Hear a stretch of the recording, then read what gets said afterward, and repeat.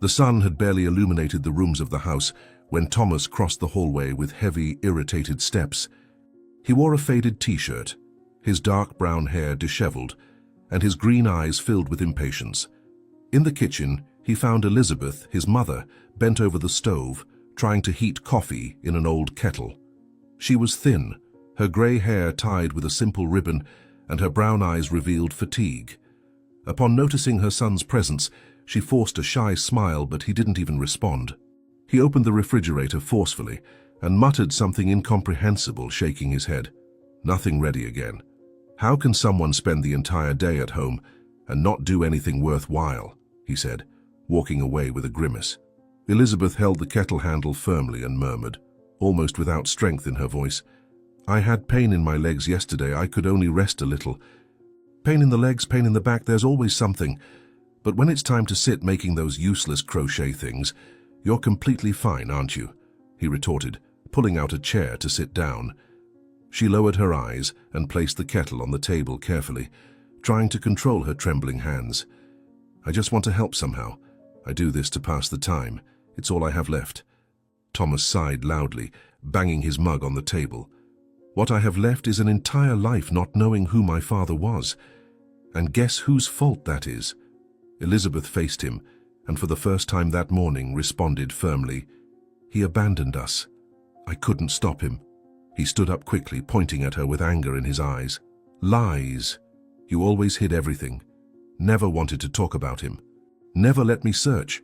Never let me know where I came from." Elizabeth pressed her hands in her lap, sitting on the edge of the chair, trying to stay calm. "I didn't know where he was. He left. Never gave any news." Thomas moved away and laughed humorlessly, with tense shoulders. "Convenient.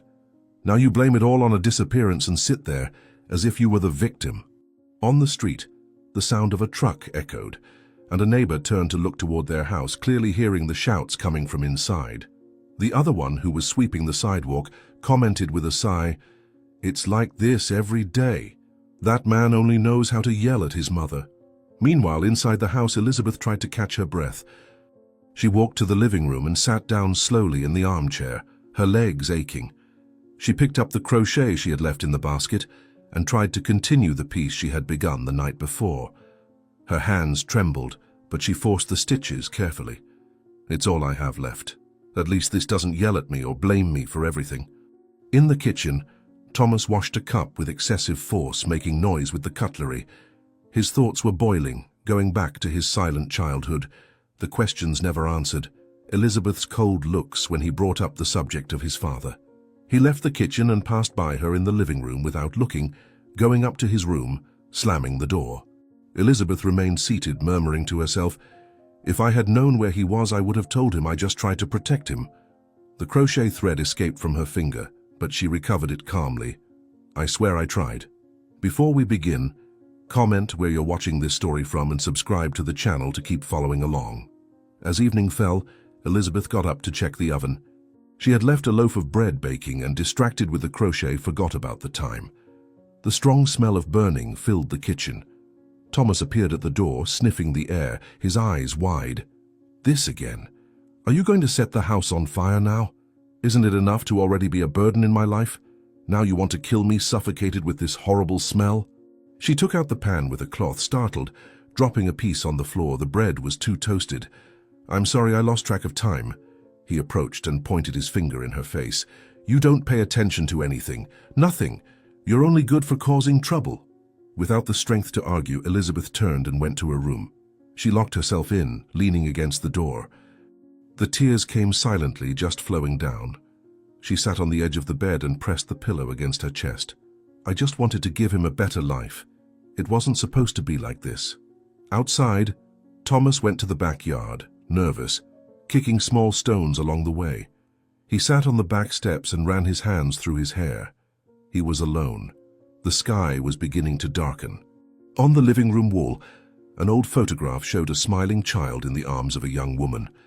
The man beside them had been cut out of the frame with scissors. The visible absence in that image seemed to scream louder than any word. Thomas stared at that photo for long seconds.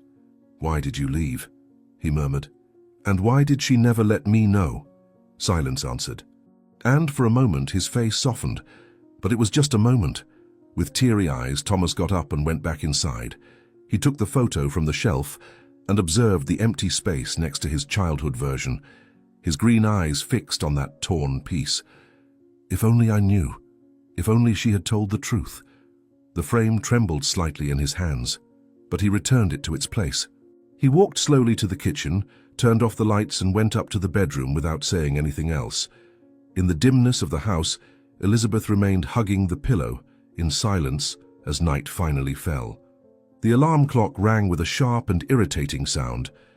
Thomas sat up in bed with eyes still heavy with sleep, a furrowed brow and a tight chest, as if something had been bothering him even before waking up.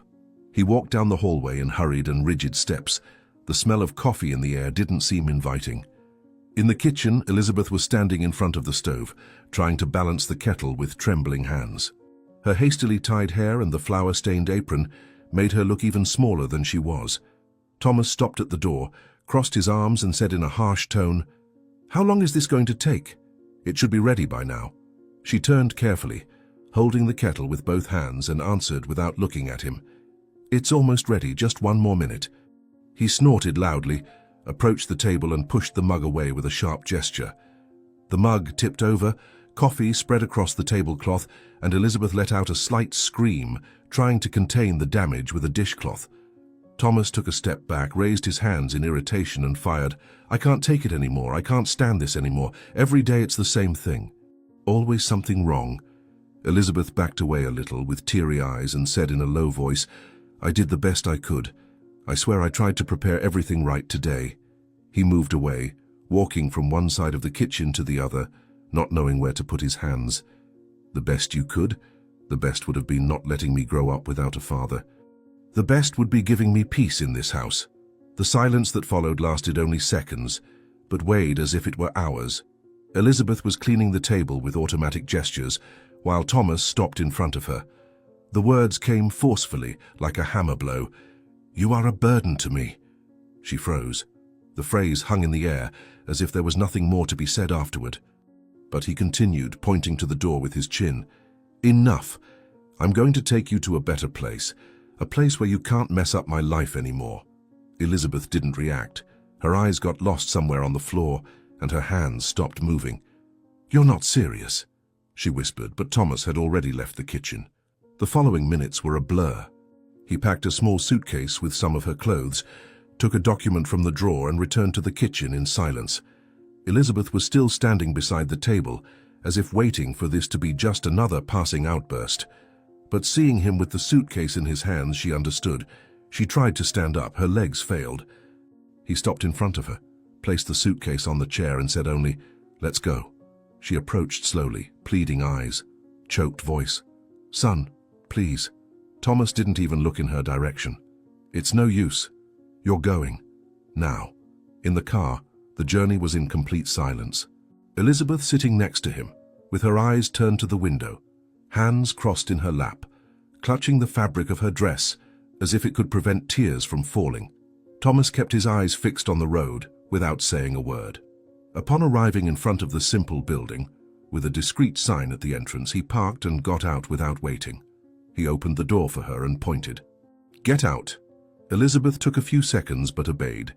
As she got out, she felt the cold morning wind and looked at the building without understanding if this was real. "We can talk. Just a little," she said. Thomas put the suitcase on the ground and took a step back. "We've talked enough. Go in. They will take care of you." An employee of the place approached, noticed the tension and tried to ease it. "Good morning, ma'am. You can come with me. Everything is ready to receive you." Elizabeth looked at Thomas one more time, pleading eyes, hands moving nervously. "I am your mother." He looked away, turned his back and returned to the car without answering. He got in, slammed the door, and started the engine. Elizabeth remained motionless for a moment, watching the car drive away. The employee touched her shoulder lightly. "This way, ma'am." She took a deep breath, lowered her eyes and followed. Back at the house, Thomas entered unhurriedly, threw the keys on the table and looked around. Silence enveloped him uncomfortably. He opened the refrigerator, took out a water bottle but left it on the sink without drinking. He looked through the window and saw the same neighbor sweeping the sidewalk. She observed him with a steady gaze. He went outside, leaned against the gate, and pretended everything was normal. It was for the best. She needs care and I can't provide it. The neighbor didn't answer. She just shook her head with disappointment and went back to sweeping. Thomas went back inside, locked the door and sighed loudly. Now peace at last. But peace didn't come. Elizabeth was led to a small room with a simple bed, a wardrobe, and a window with light curtains. She sat on the edge of the bed and looked around. Everything was strange. Everything was cold. An employee left a paper on the table, explaining she would return later with instructions. Elizabeth took her suitcase and placed it at the foot of the bed. She opened it slowly and saw her clothes carelessly folded. She touched a blouse delicately and let the tears fall. He didn't even say goodbye. Not a single word. She stood up, walked to the window, and pulled back the curtain. Outside, people were walking through the garden, some sitting on benches, others in wheelchairs. This is where I'll spend my days now. That night, Thomas dined alone. Sitting in front of the television, the loud sound filled the room, but not enough to silence the emptiness growing in his chest. He kept telling himself he had done the right thing, that he couldn't live suffocated, that he needed freedom, but each bite was difficult to swallow. He stood up, walked to the hallway, and stopped in front of the room where Elizabeth used to sleep. The door was ajar. He pushed it open and entered. The room was untouched, her scent still lingering in the air. Thomas's eyes scanned the details until they stopped on an unfinished crochet piece on the dresser. He approached and ran his hand over the threads. Why did it have to be so hard to live with you? The street was quiet, but the neighbor was still at the gate, watching Thomas's house as if trying to understand what was happening inside. She didn't say anything, but her gaze pierced through the night. Thomas lay in bed but couldn't sleep. He tossed and turned, got up, went back to the living room and turned off the television. He sat on the sofa in silence. The sound of the clock marking the seconds seemed louder than usual. He ran his hands over his face and murmured, "It's done now. There's no going back." But even as he said this, his chest felt increasingly tight. He looked at the picture frame on the shelf and faced his childhood version, smiling at a camera that didn't capture the truth. Meanwhile, Elizabeth lay on the simple mattress in the nursing home room, her eyes fixed on the ceiling. The streetlight entered through the gap in the curtain, drawing pale shadows on the floor. Beside her, the still-closed suitcase, the forgotten crochet, the heavy heart. She breathed deeply, squeezed her eyes to avoid crying again, and whispered in the dark, "May God give me strength, because my son has already given up on me." She closed her eyes, but sleep didn't come. The pillow seemed made of bitter memories. The next morning, life in the nursing home would begin with fixed schedules, silent meals, and unfamiliar routines. But that night, all Elizabeth could think about was the absence of an embrace, of words that never came, of a gesture that never happened. The abandonment didn't hurt because of where she was left, but because of how she was forgotten. And even there, surrounded by strangers, what hurt the most was knowing that the only person who could have extended a hand chose to turn his back. And Thomas, alone in his house, tried to convince himself that it wasn't his fault. But guilt doesn't ask for permission to enter. It simply settles in and begins to weigh. 2 days after being left at the nursing home, Elizabeth still walked through the corridors as if treading on strange ground. She couldn't get used to the muffled sounds of doors, the constant smell of disinfectant, and the way days seemed long, even with so few events. She carried her box of crochet threads like someone trying to preserve a piece of home, but rarely took anything out. She would sit near the window in the common room and remain silent, watching cars passing on the distant street.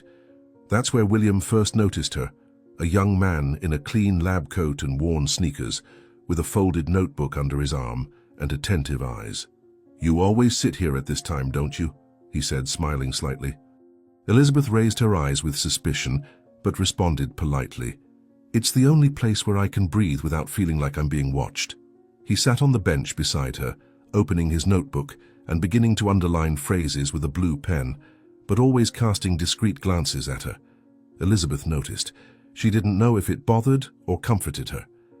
A few minutes passed until she asked, "What are you studying, young man?" William smiled as if he had been waiting for that question. Public service exam for the healthcare field. I want to grow, but I confess that memorizing everything is harder than I expected. She gave a slight laugh, the first since she had arrived there. Maybe you're just memorizing instead of understanding.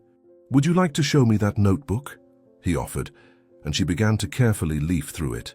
These notes here are all messy. You'll get even more confused. The following days followed the same rhythm. William always found an excuse to pass by the room where Elizabeth stayed, and she, increasingly less resistant, began to wait for him. They would sit together, review some content, and gradually, between one explanation and another, the silence ceased to be uncomfortable. In exchange for help with his studies, William encouraged her to resume crocheting. You should sell these pieces, they're beautiful. I can help promote them. Elizabeth shook her head skeptically, but her hands began to move over the yarn with more confidence. Crocheting is like stitching thoughts together. When my hands are busy, my mind stops hurting, he responded with a sincere smile. Then let's keep those hands very busy, agreed? One afternoon, while organizing study notebooks in the common room, William noticed that Elizabeth was quieter than usual. She kept her eyes fixed on the window, her hands still in her lap. He slowly closed the notebook and asked, "What's bothering you today?" Elizabeth took time to respond, but when she spoke, her voice was firm. "My son never knew his father, and he blames me for it. Said I was the one who prevented it. But I don't know where he is. Never knew. He disappeared when our boy was months old." William remained silent for a moment, absorbing those words. "Have you tried looking? Even if he left, there might be a trail." She shook her head sadly. "Where would I start? I don't have a single clue." William looked at the notebook on the table and then at her. "I have contacts. I've worked at 2 hospitals before coming here. I can try to search for something if you want." Elizabeth hesitated. She never thought someone else would be interested in that pain. "And why would you do that for me? I'm just a forgotten old woman in a place where nobody wants to be." He leaned forward and answered seriously. "Because no one deserves to be left without answers. And because maybe if I help you, you can truly help your son, even if he doesn't understand now." The next morning, Elizabeth gave William what little she had: a full name, an approximate birth date, and what she remembered of where her ex-husband worked before disappearing. William noted everything carefully and promised he would begin the search discreetly, without involving anyone from the nursing home. Elizabeth, who until then walked with her head down through the corridors, began to show small signs of change. She redid some crochet pieces with more care, smiled at other residents, and even asked for a new box of yarn to restart an old rug. If that young man actually finds something, perhaps I'll have more to offer than silence, she thought, while carefully pulling a blue thread. 4 days passed with Elizabeth trying to stay calm, although anxiety was visible in her gestures. Each time William passed by without saying anything, her heart tightened. Until one afternoon, when the sky threatened rain, he entered the common room holding a brown envelope. He walked to her, sat down carefully, and placed the envelope on the table. "It may not be much, but it's a start." Elizabeth looked at him with trembling hands. "Did you find something?" William nodded. "A full name, an old hospital admission record, and an address that might be outdated, but it's the only record in recent years."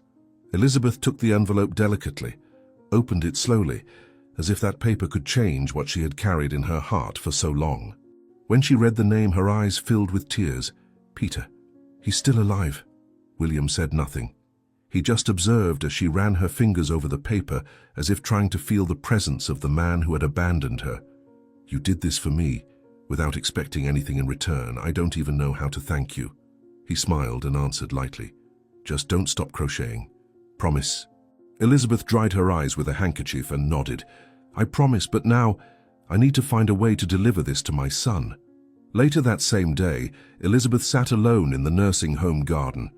The envelope rested in her lap, and her eyes, once dimmed, were now full of contained hope. For a moment, she allowed herself to dream of the possibility of reconciliation. But fear still surrounded her. Will he listen to me, or is it too late? The wind blew softly, as if responding with silence. Elizabeth pressed the envelope against her chest and whispered, "Even if he hates me, he deserves to know who his father is. This, at least I can give him." William watched her from a distance without interrupting. He knew that was a moment just for her, but deep down he felt proud for having planted a seed of something that even he didn't know if it would bear fruit. He went back inside, grabbed his notebooks, and resumed his studies. Each underlined line now seemed easier to understand, as if, by helping Elizabeth, he had also found a new purpose for himself. Maybe this is what I was missing, doing something that really matters. Night fell over the asylum, but inside that envelope was a light that could still change many things, and Elizabeth, for the first time in a long time, returned to her room with something in her heart besides pain. The next day, William arrived early at the asylum with eyes marked by a sleepless night, but with a folder in his hands and a look that revealed how much he had advanced. Elizabeth was already waiting for him in the common room, sitting near the window with her hands resting on her lap and restless breathing. When he entered, she stood up immediately, as if sensing that this would be a different day. William said nothing at first, just handed her the folder and waited. Elizabeth opened it slowly, like someone touching a delicate memory. Inside there was an old medical record, an address note, and a brief description of hospitalization. Peter lives alone, in a remote neighborhood. He never remarried. He was hospitalized several times for alcoholism. It seems he never wanted anyone else around. Elizabeth leaned back in her chair in silence. So he followed the darkest path, and I kept trying to survive with a child in my arms. William observed her expression carefully, but respected the silence she made after reading each document. Elizabeth ran her eyes over each line as if trying to capture a part of the man she hadn't seen for so many decades. There was his full name, health history, a social observation mentioning that he distanced himself from his own family and never wanted contact with anyone. She closed the folder carefully and kept holding it in her lap, in silence. He disappeared from the world, but now, perhaps it's time to show our son that the story wasn't as he thought. William approached slowly and said firmly, "If you want, I'll go with you. You don't have to do this alone." She looked at him with kindness and firmness. "This pain is mine. I'm the one who should deliver it." The afternoon advanced slowly. Elizabeth spent some time in her room, organizing the folder with trembling hands, separating the documents and placing a marker on Peter's address. Each paper put in order seemed to give more clarity to what she needed to do. William entered again, this time with a small backpack on his back and a look of concern. "If you change your mind, I'll be ready. I can go with you to the door, just to make sure everything is okay." Elizabeth smiled but shook her head. "You've already done a lot. Now it's my turn to walk on my own feet. But I thank you for giving me this chance." William took a deep breath and nodded. "If something happens, call me. I'll be waiting here." With the folder secure in her arms, Elizabeth left the asylum in slow but determined steps. The path to the bus stop was made in silence, the wind throwing her grey hair back as if also pushing her courage forward. When she sat on the hard seat of the bus, she observed the streets passing by the window with attentive eyes, as if the entire city was in rhythm with what she was carrying. When she got off at Thomas's Street, her heart raced. That sidewalk, that gate, that house that was once the center of her routine now seemed like unknown territory. He doesn't want me in there. But this isn't about coming back. It's about delivering something he always wanted. The street was silent, the sky cloudy, and the rusty iron gate still had the same worn paint. Elizabeth stopped before it, the folder pressed against her chest. She thought about how many times she had passed through there with shopping bags, how many times she had cleaned that floor while Thomas was still a child. Now, standing there, she no longer felt like a guilty mother or a fragile woman. She was a messenger, bringing a truth that could change everything. If he accepts it, maybe he'll find peace. If he doesn't accept it, at least he'll know. Her eyes fixed on the door of the house, as if expecting it to open by itself. Inside the asylum, William couldn't concentrate. He paced back and forth in the break room, with his phone in his hands, rereading Elizabeth's last message. He trusted her, but still wondered if he had done right in letting her go alone. She needed this. But will he listen? Will he understand? The feeling of helplessness grew, but he knew the moment didn't belong to him. That was between mother and son. And now it was between the past and the possibility of a new beginning. If she manages to speak, Perhaps everything will change. Elizabeth took a deep breath and pressed the doorbell. The sound echoed inside the house, but no one answered immediately. She looked around, saw the living room window with partially closed curtains, and noticed a silhouette moving inside. She waited. The door opened slowly, and Thomas appeared, eyes wide upon seeing her. He stood still, not knowing what to say. Elizabeth didn't ask to come in, didn't extend her arms. She just slowly raised the folder and said in a firm voice, "Here is what you've wanted your entire life, your father's name." Thomas didn't move. He stared at her, as if not knowing how to react. "You found him?" he muttered, incredulous. Elizabeth nodded. "Yes, and I'm not here to explain myself, just to give you this, because despite everything, I think you deserve to know." Thomas stepped forward and took the folder with trembling hands. He opened it hurriedly, his eyes scanning the documents, recognizing his own surname, Peter's name, the details of the medical record. His breathing became heavier, and his eyes filled with tears. Elizabeth observed him in silence. He tried to speak, but his voice failed.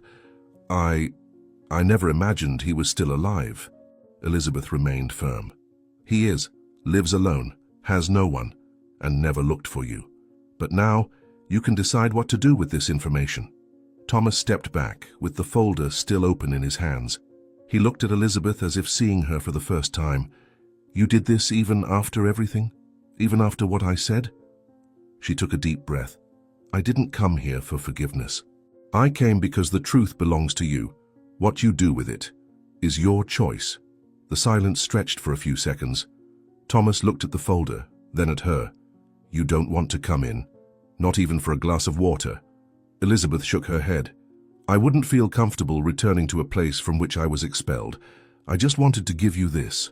With tearful eyes, Thomas stood still as she turned to leave. Elizabeth walked slowly to the gate, but before leaving, she looked over her shoulder and said in a serene voice, "If you decide to meet him, let me know. I can go with you. Just don't expect everything to be resolved with a hug." Thomas remained there, clutching the folder to his chest. He watched his mother walk away on the sidewalk, with firm steps, upright posture, and for the first time in a long time, he felt there was something he didn't understand, something he perhaps needed to learn. Elizabeth didn't look back. She knew she had done enough, and inside the envelope that Thomas now held was the missing piece of his story. Their piece that, however painful, still carried the possibility of healing. The end of that afternoon seemed like so many others, with the sky beginning to take on orange tones and the voices of neighbors spreading along the sidewalks. Thomas was leaning against the gate of his own house, talking with two street residents about roof repairs, gesturing more than necessary, trying to appear relaxed. But inside, his head was still buzzing with the information he had received hours before. He was holding a glass of juice in his hands, distracted, when he noticed, in the distance, a familiar figure walking toward him. His body stiffened instantly. It was Elizabeth.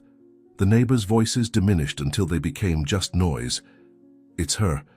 It's my mother," he murmured, as if seeing a ghost crossing the street. She approached with slow but firm steps, her spine straight and her gaze fixed. She wore the same light dress she had on the day she was left at the nursing home. But now there was something different in her posture. There was no resentment in her eyes, no fear, just an almost disconcerting serenity. The neighbors stopped talking and turned around. Conversation ceased. Even the dog next door fell silent. Thomas stepped forward, not knowing whether to speak or wait. Elizabeth stopped right in front of him, raised the folder with both hands and said, in a calm but firm voice, "It's here, your father is alive." He opened his eyes wide, confused, but accepted the folder with trembling hands. "What do you mean? Is this true?" Thomas's eyes slid across the pages with speed and disbelief.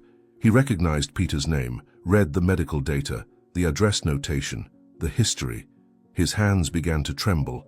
What once seemed like a hole in the past was now before him, documented, real, tangible. Tears fell without warning, first one, then several. The neighbors looked at each other, saying nothing, just watching that silent scene, where each breath seemed to echo more than a scream. "He's alive.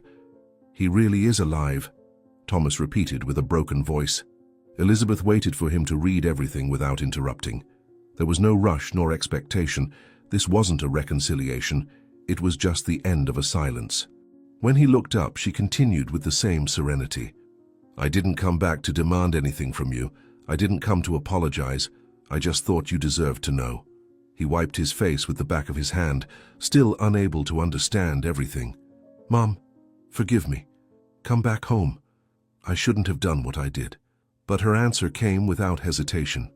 "I cannot return to a place from which I was expelled like a burden. That cannot be erased with an apology," she said, with steady eyes and a stable voice. "I only came because, despite everything, I believe that this truth was yours by right. And delivering this is the most I can do now." Thomas moved a little closer, as if wanting to hold her, but something in her posture stopped him. "I've changed, I swear. I'm trying to change. Since you left, I've had no peace."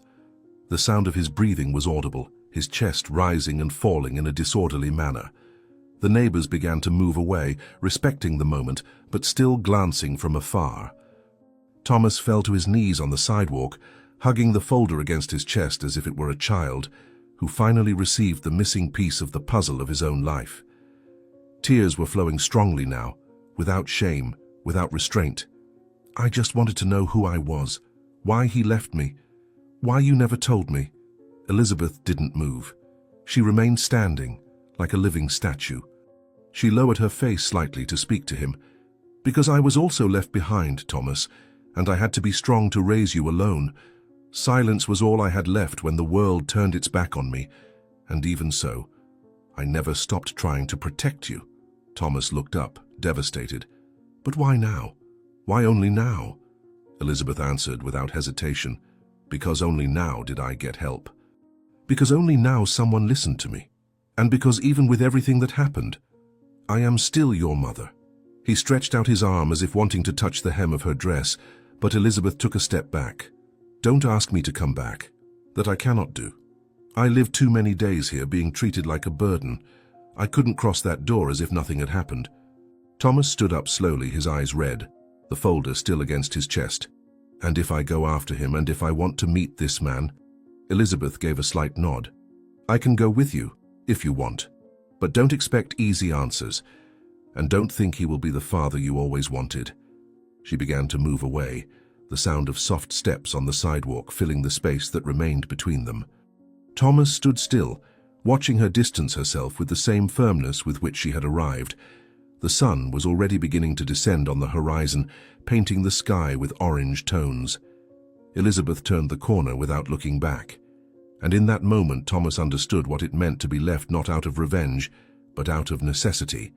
She didn't come seeking forgiveness. She came to give me the chance that I myself didn't give her, he thought, his eyes still teary. He stood there for long minutes without moving. The neighbors had disappeared. The street was almost empty, and the breeze was beginning to blow colder. Thomas entered the house without saying a word, closed the door and sat on the sofa. He opened the folder again and read each document as if memorizing every line. Peter's image, the address, the medical records, everything was there. But what hurt the most was remembering the firmness in Elizabeth's eyes. She had fulfilled what she promised. She gave him the truth and left. She saw me crumble, and still she didn't stay. At the nursing home, Elizabeth walked down the corridor with firm steps. She entered the room and left her shoes next to the bed. She sat down slowly, opened the drawer, and put away the transportation receipt.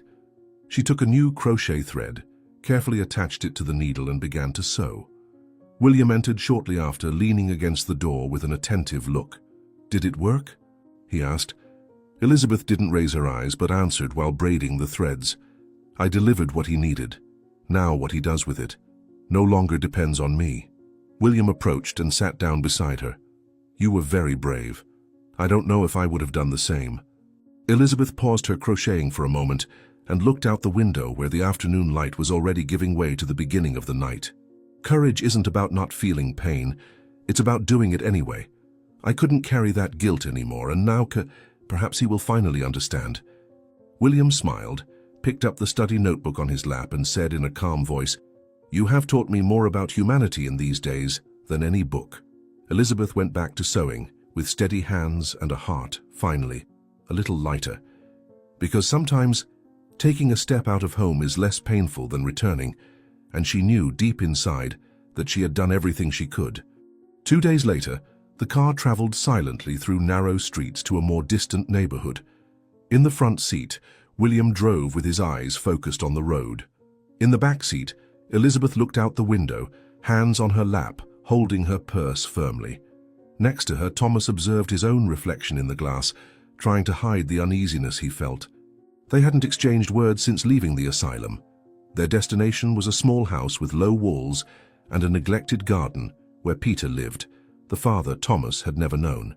"If he says anything out of line, I won't stay quiet," Thomas muttered, without turning his gaze from the street.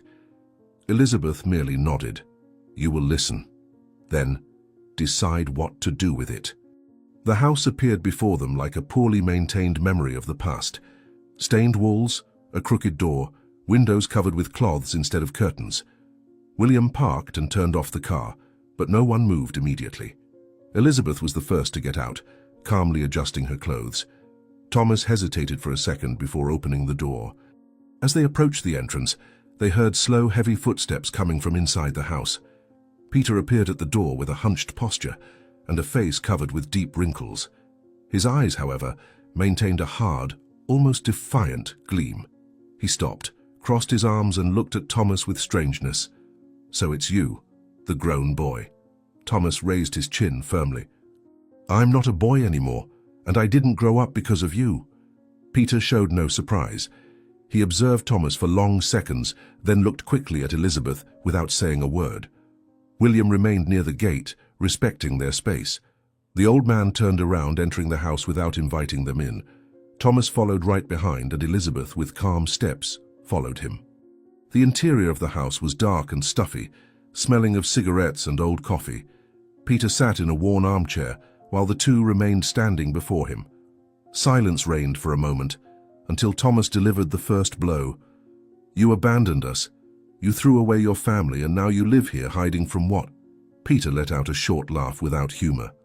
"I'm not hiding from anything. I just got used to the silence. I left because I didn't know how to be a father." Thomas clenched his fists, anger growing. Elizabeth remained silent, watching the two like someone witnessing a duel she had avoided for years. "You not knowing how to be a father didn't give you the right to disappear." She went hungry. "I grew up not knowing who I was. And now you think it's enough to say you didn't know how to be a father?" Peter raised his gaze, and for the first time let the mask fall a little. "I was weak. I didn't have the courage to face the life I had created. And when I realized, it was too late. Nobody would take me back, not even my own family." Thomas breathed deeply, unable to contain the contempt in his voice. "And even so, you kept running away." Peter stood up slowly, with his hands supporting on his knees. He walked to a small table where there was a bottle of water and filled a glass. He glanced at Elizabeth. "And her? She didn't tell you anything. Let you grow up hating the void. You two did a good job keeping the lies." Elizabeth stepped forward, her voice low but firm.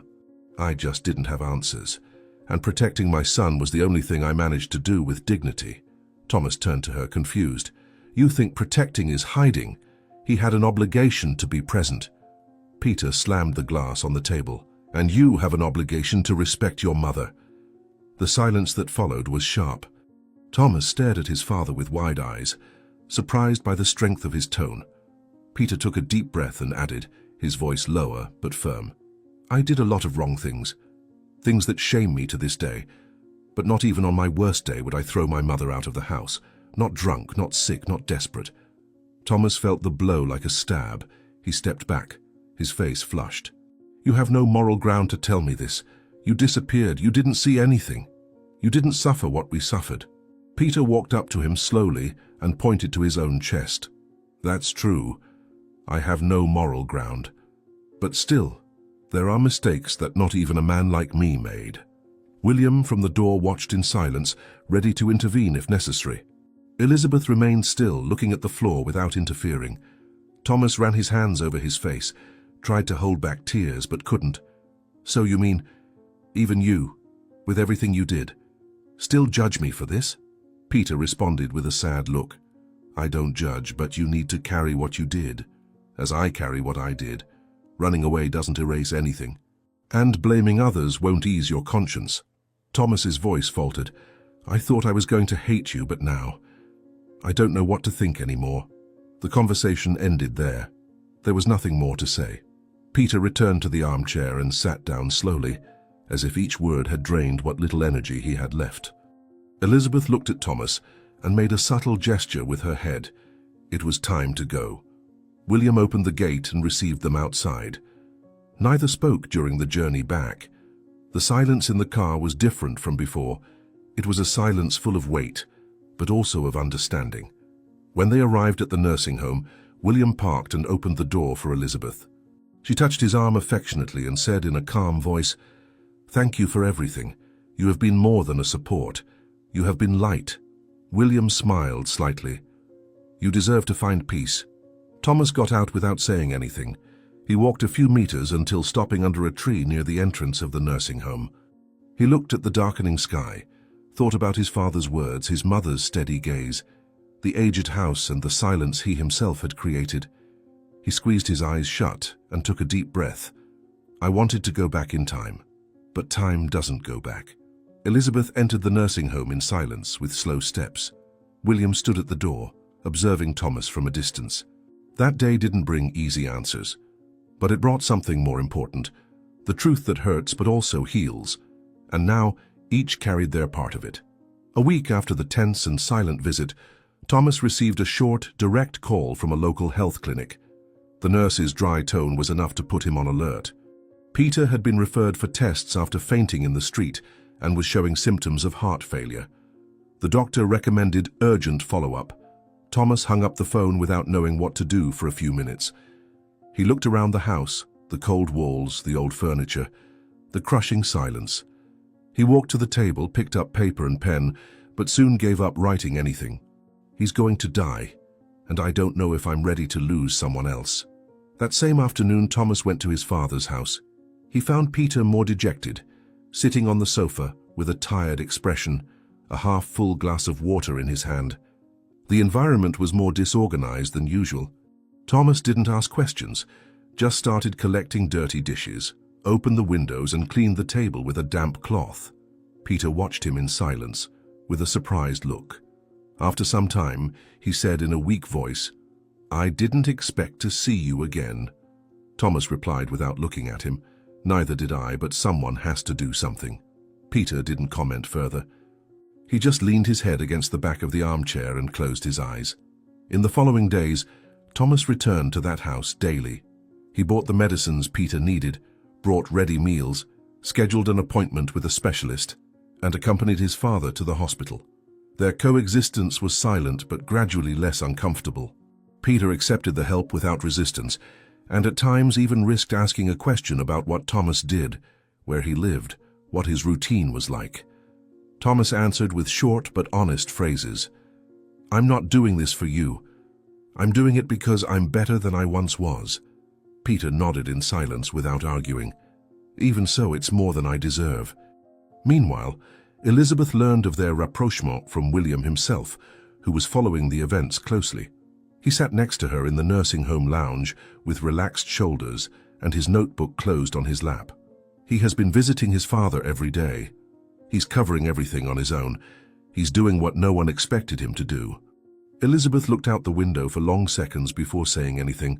"I didn't expect anything, not after everything. But maybe he found what he was looking for." William smiled slightly. Maybe he found himself.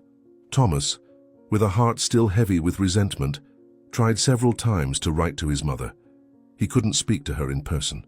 Each line written on white paper seemed like a difficult step on unknown terrain. He sent short letters, one per week, reporting on his father's condition, commenting on the tests, sometimes just saying he was thinking of her. Elizabeth received each one, read them calmly and kept them in a wooden box beside her bed. She never responded. William knew this but didn't pressure her. "You don't need to pretend everything is fine, but you also don't need to keep feeding what's already dying," Elizabeth replied without looking at him. "I just don't know if he wants me back, or if he's just trying to fix what's already broken." The bond between Elizabeth and William strengthened each day. He helped her with crochet orders, organized deliveries, told jokes to distract her, read world news to her every afternoon. Sometimes they sat in silence, sharing a piece of cake and the weight of memories. On a quieter afternoon, William revealed something he had been keeping. "I was accepted at a new clinic in another city. It's a great opportunity for me, but I still don't know when I'm going." Elizabeth stopped crocheting, looked at him with deeper eyes. "So you're going to leave me here?" she asked in a low voice. He smiled and answered firmly, "I'm not going anywhere without you." The news affected Elizabeth more than she let on. In the following days, she began to walk more slowly, spent more time in the garden, looked carefully at every corner of the nursing home, as if silently saying goodbye. William noticed but said nothing. He just treated her with more care, more patience. "If you take me with you, I promise not to complain about the change," she said one night.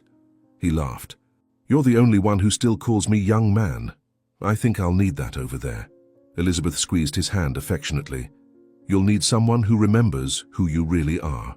At Peter's house, Thomas was preparing dinner, while his father rested on the couch. The smell of cooking rice filled the room. Now and then, Peter would open his eyes and say something disconnected, as if he were between wakefulness and sleep. Thomas served the food, helped his father get up and sit at the table. During the meal, Peter spoke with a choked voice. "You should leave. You don't deserve to waste your days with an old man who did nothing for you."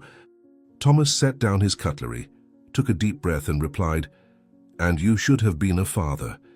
But since neither of us was what we should have been, we can at least try to be what we can be now." Later, upon returning home, Thomas stopped in front of the mailbox and looked at the empty interior. No response from Elizabeth. He entered the house, threw his keys on the table, and sat on the couch with his head down. He took paper and pen once more and wrote, "Today," he laughed. It was quick, but genuine. "I know you don't answer me, but I wanted to tell you this. Perhaps because I still need to tell you things, even if only you hear them. And maybe one day you'll truly hear me."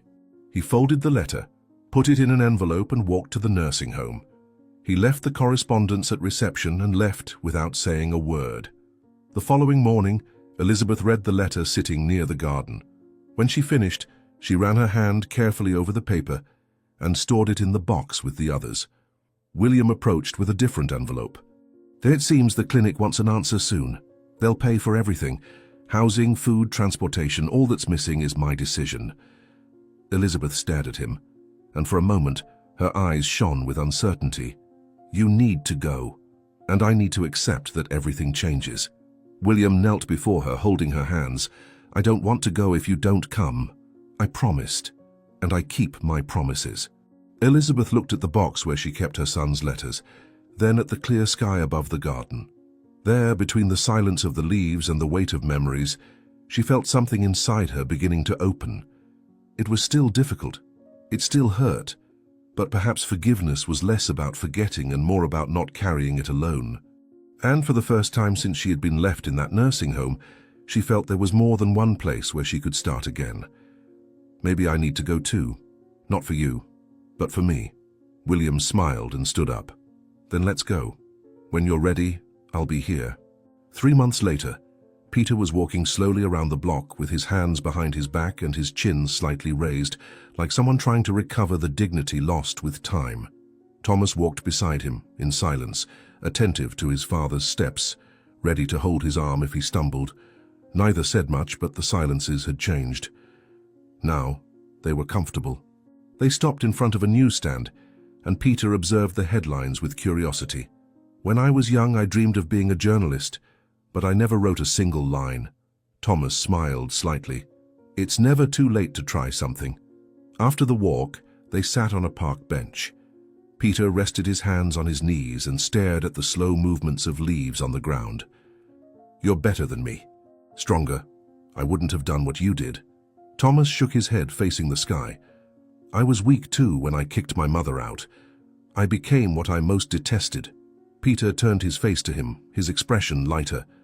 "But you came back, and that, not everyone manages to do." Thomas's eyes got lost for a moment. "Coming back doesn't erase what was done, but at least it doesn't let it repeat itself." While father and son were reconnecting, Elizabeth was reading Thomas's most recent letter, sitting on the edge of her bed in the nursing home. His handwriting was firmer, clearer. He told about walks with Peter, conversations, shy laughter. Each line seemed loaded with effort and truth. Elizabeth pressed the paper between her fingers, her eyes watery. He's trying. He's really trying. But upon finishing the reading, she carefully folded the paper and stored it in the wooden box beside the bed. William entered and observed her in silence. "Another letter?" he asked. She nodded. "And still, I don't know how to respond." On his days off, William began dedicating part of his time to organizing Elizabeth's crochet work. He photographed the pieces carefully, created detailed descriptions, and set up a small online showcase. Success came quickly. Orders arrived from all sides. Elizabeth, surprised, increased production and began teaching other elderly women at the nursing home who previously walked with their heads down through the corridors. The environment changed. Mornings became more lively. One of the ladies sewed with a smile. "I didn't know my hands could still be useful for something." Elizabeth laughed and replied, "Every hand that works with care still has value." On a sunny afternoon, William entered the common room with shining eyes. He was holding the papers for the new clinic. He approached Elizabeth and sat down beside her. They authorized it. "I can take someone with me, as long as I prove connection and responsibility, and I've made it clear that I won't go without you." Elizabeth stopped crocheting and looked into his eyes, surprised. "You're really willing to do this for me?" William nodded, smiling. "You're more than a patient. You're my family, and this change only makes sense if you're there too." Elizabeth spent the following days organizing materials, delivering finished crochet pieces, and teaching her colleagues with even more dedication. The activity in the nursing home became routine. The staff noticed. One of them commented quietly to another, "Since that nurse appeared, Mrs. Elizabeth has become a different person." That night, Elizabeth stayed up late, looking at the box with Thomas's letters. She ran her fingers over each envelope, but didn't open any. She thought about everything she had gone through, everything she still carried. Maybe I'm learning to move forward without forgetting. 2 weeks later, Elizabeth announced her departure. The residents gathered in the living room, many emotional, some in respectful silence. A staff member handed her a crocheted flower, a gift from the other elderly women. William stood by her side the whole time, hands in his pockets, trying to disguise his emotion. When they left, she turned to look at the nursing home one more time. "This place taught me that roots can grow even in dry soil," William replied, placing his hand on her shoulder. "And now we're going to plant everything again together." The new house was small but airy, with wide windows and a modest yard. Elizabeth was delighted with the simplicity of the place. William helped her organize the furniture, hang the curtains, and stack the boxes. In the late afternoon, they sat on the porch, watching the sun descend behind neighboring rooftops. Elizabeth took a deep breath and smiled. "It's strange to start over, but it's not bad." William crossed his arms and smiled back. "It's just different, and sometimes different is all we need." The silence between them was light, like a fresh breeze coming through the door. The next day, Thomas appeared without warning. He left flowers in a simple vase on the porch and a carefully folded letter on the table. William opened the door, surprised, and found him already leaving. Thomas stopped, looked into his eyes, and extended his hand. "Thank you for everything you've done for her. I wouldn't have had the strength for this." William firmly shook his hand. "She makes everything worthwhile, and she still listens to you, even if you think she doesn't." Thomas just nodded, turned, and walked away with slow steps. "I just want her to know that I'm trying." Later, Elizabeth found the letter on the table and recognized the handwriting instantly. She opened it slowly, read each line carefully. Thomas was thanking her for everything. He said he understood why she still kept her distance, but that he would continue trying anyway. Elizabeth folded the paper and placed it in the wooden box, now on the dresser in the new house. At that moment, Peter entered through the open door. He stopped upon seeing her, both in silence. He took a deep breath and said, looking at the floor, "Thank you for giving my son a new chance." Elizabeth didn't respond. She just smiled slightly, like someone acknowledging a long-awaited gesture. With William's help, Elizabeth finally launched her online shop. The carefully taken photos showed the details of the stitches, the vibrant colors of the threads, and the delicacy of the handmade pieces. Orders started timidly, but in a few weeks the number of requests grew so much that she needed to organize a routine to keep up.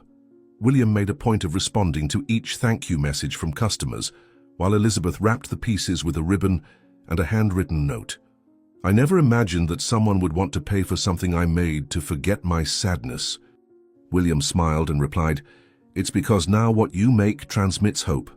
The success of the shop didn't go unnoticed by Thomas. Without saying anything, he began contributing small amounts, always anonymously.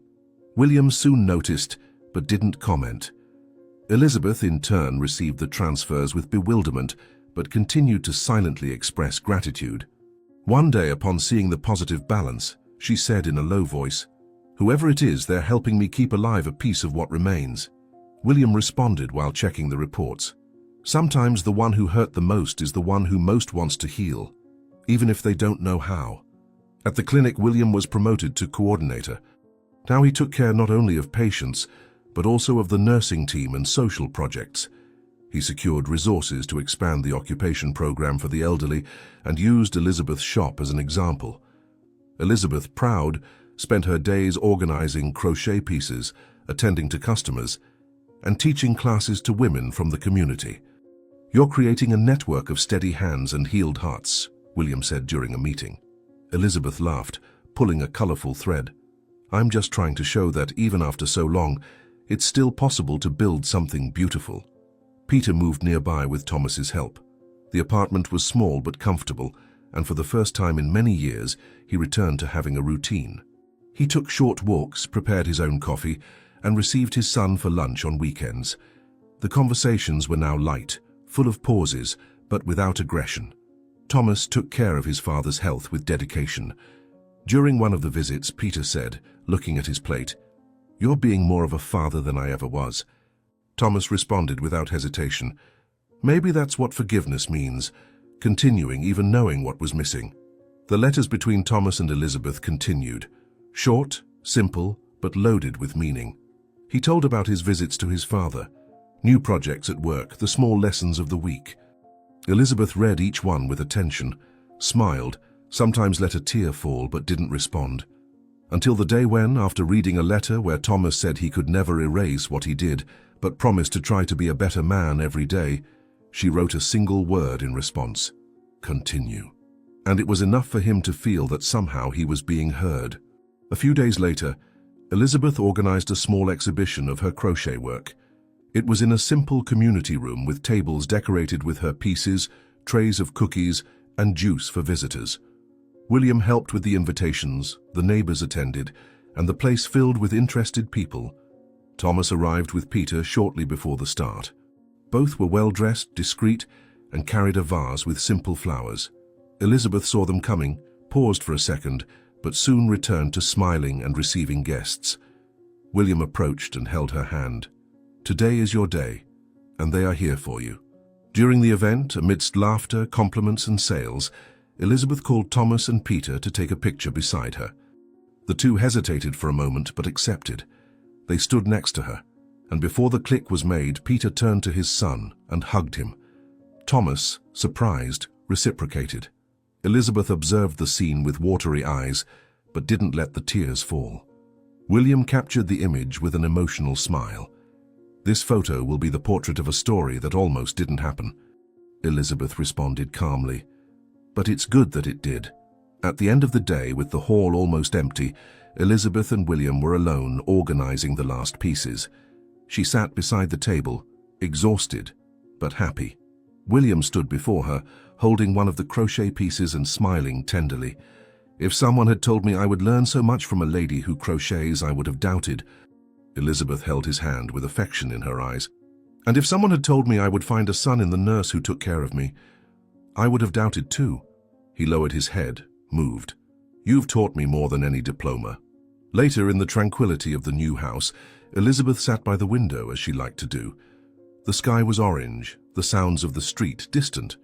On the table, a letter from Thomas was open. She crocheted in silence, her fingers firm, her gaze serene. The thread passing between her fingers was not just wool, it was the same one that now connected those three transformed hearts. There was no more resentment in the air, only the silent presence of what had been restored. Sometimes what unites us is precisely what seemed to have separated us forever. If Elizabeth and Thomas's story moved you, comment which city you're watching this touching story from.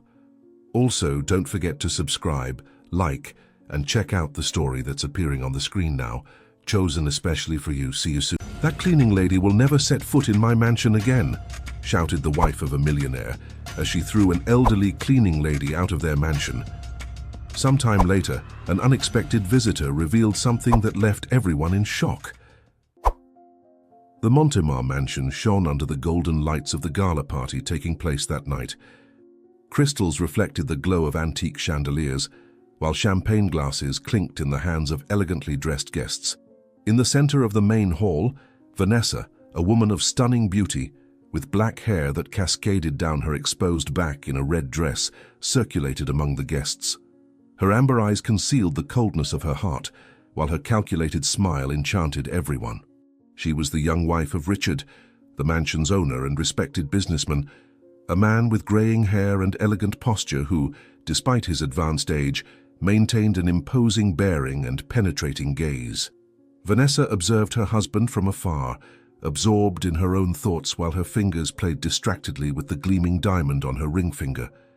"This party is just the beginning.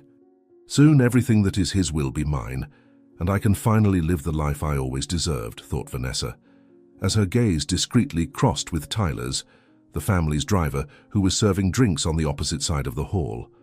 Away from the spotlight of the party, in the back corridors of the mansion, Eleanor, a woman with grey hair tied in a simple bun and hands marked by decades of hard work, walked hurriedly. Her steps were silent on the luxurious carpet, a skill acquired in 25 years working as a cleaner for the family. Dressed in her grey uniform, she moved like a shadow, almost invisible to guests who would never notice her presence.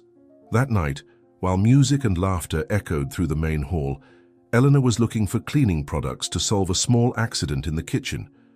Confused by the new organization of the cabinets, she opened the wrong door and entered Richard's private office, a room forbidden to employees without express authorization.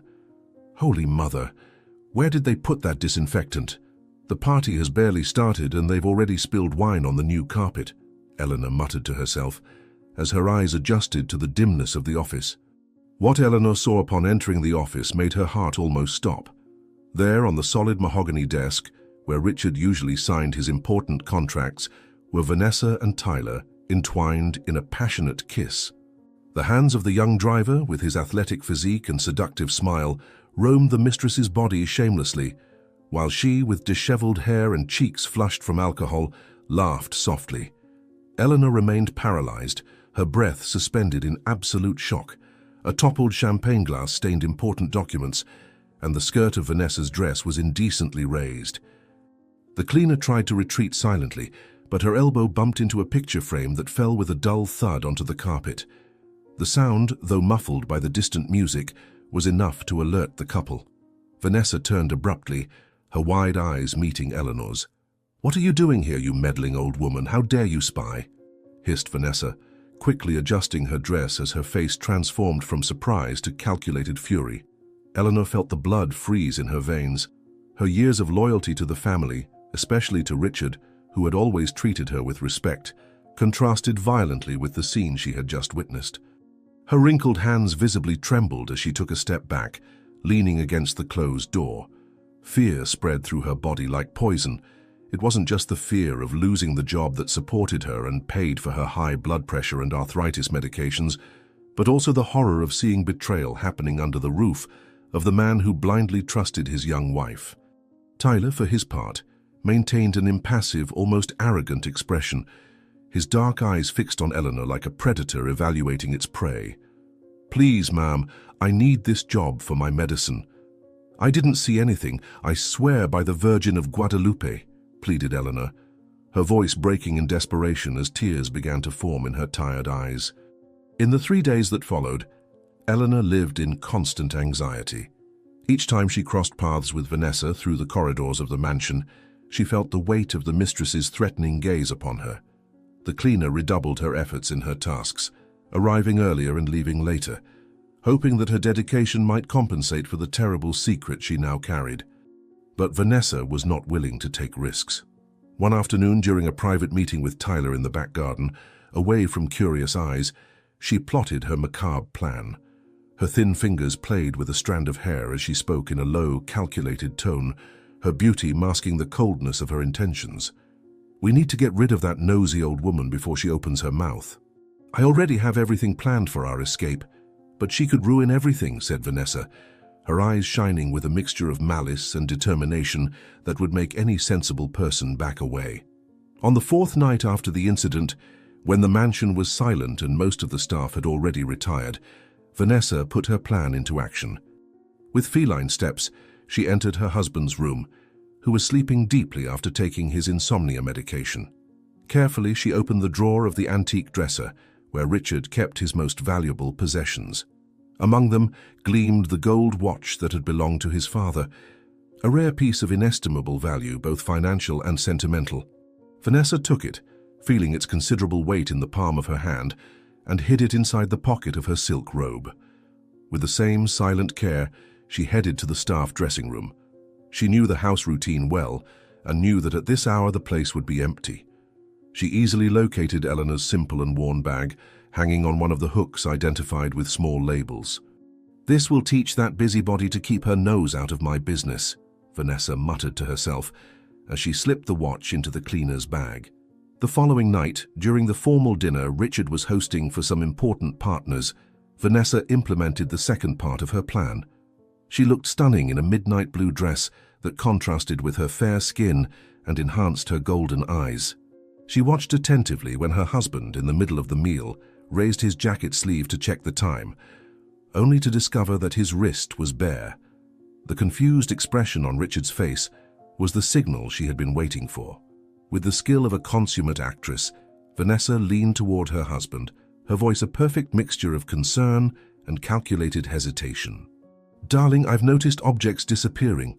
Your gold watch is gone, and it's not the first time," she said, delicately placing her hand on her husband's arm while her eyes feigned uneasiness. The dinner proceeded with apparent normality, but Vanessa could feel Richard's growing concern. When the guests finally left, she continued her performance, appearing increasingly disturbed. As they walked to the bedroom, Richard, a fair man who had always treated his employees with dignity, showed visible reluctance to the idea that Vanessa was subtly planting in his mind. His face, marked by years but still attractive, contracted into lines of worry as he pondered the possibility that someone he trusted was stealing from his home. "I hate to suspect those who take care of our home, but I've noticed small objects disappearing for weeks.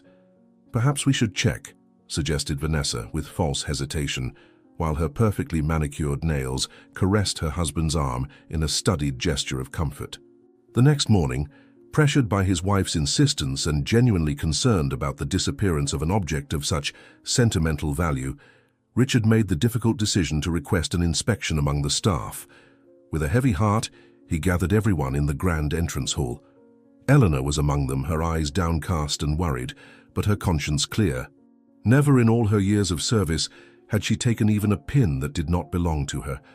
Vanessa remained at her husband's side, her expression a perfect mask of sadness and disappointment, while Tyler observed from a distance, maintaining his professional posture that revealed not the slightest hint of complicity in the plan.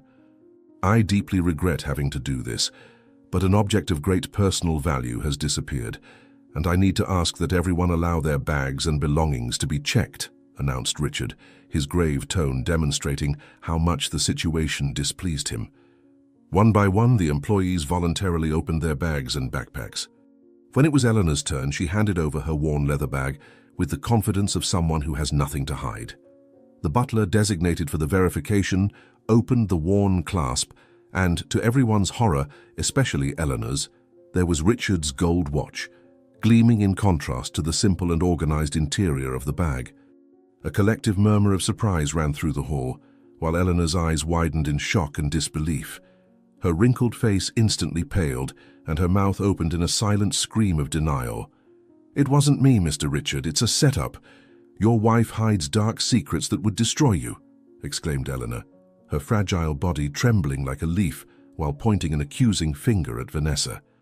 Vanessa wasted no time capitalizing on the moment. Like a consummate actress, she let perfect tears run down her flushed cheeks, delicately staining her expensive makeup in a spectacle of emotional devastation. Her delicate shoulders shook with seemingly uncontrollable sobs as she clung to her husband's arm for support. Her voice, choked with fake crying, rose in a lament that echoed off the marble walls of the imposing hall. The other employees observed the scene in sepulchral silence, some confused, others shocked, no one daring to interfere in the drama unfolding before them. "This maid will never set foot in my mansion again. After so many years, she stabs us in the back," shouted Vanessa, her voice oscillating between theatrical sobs while her nails dug into Richard's arm. Richard found himself divided between the incontestable evidence before him and 25 years of loyal service.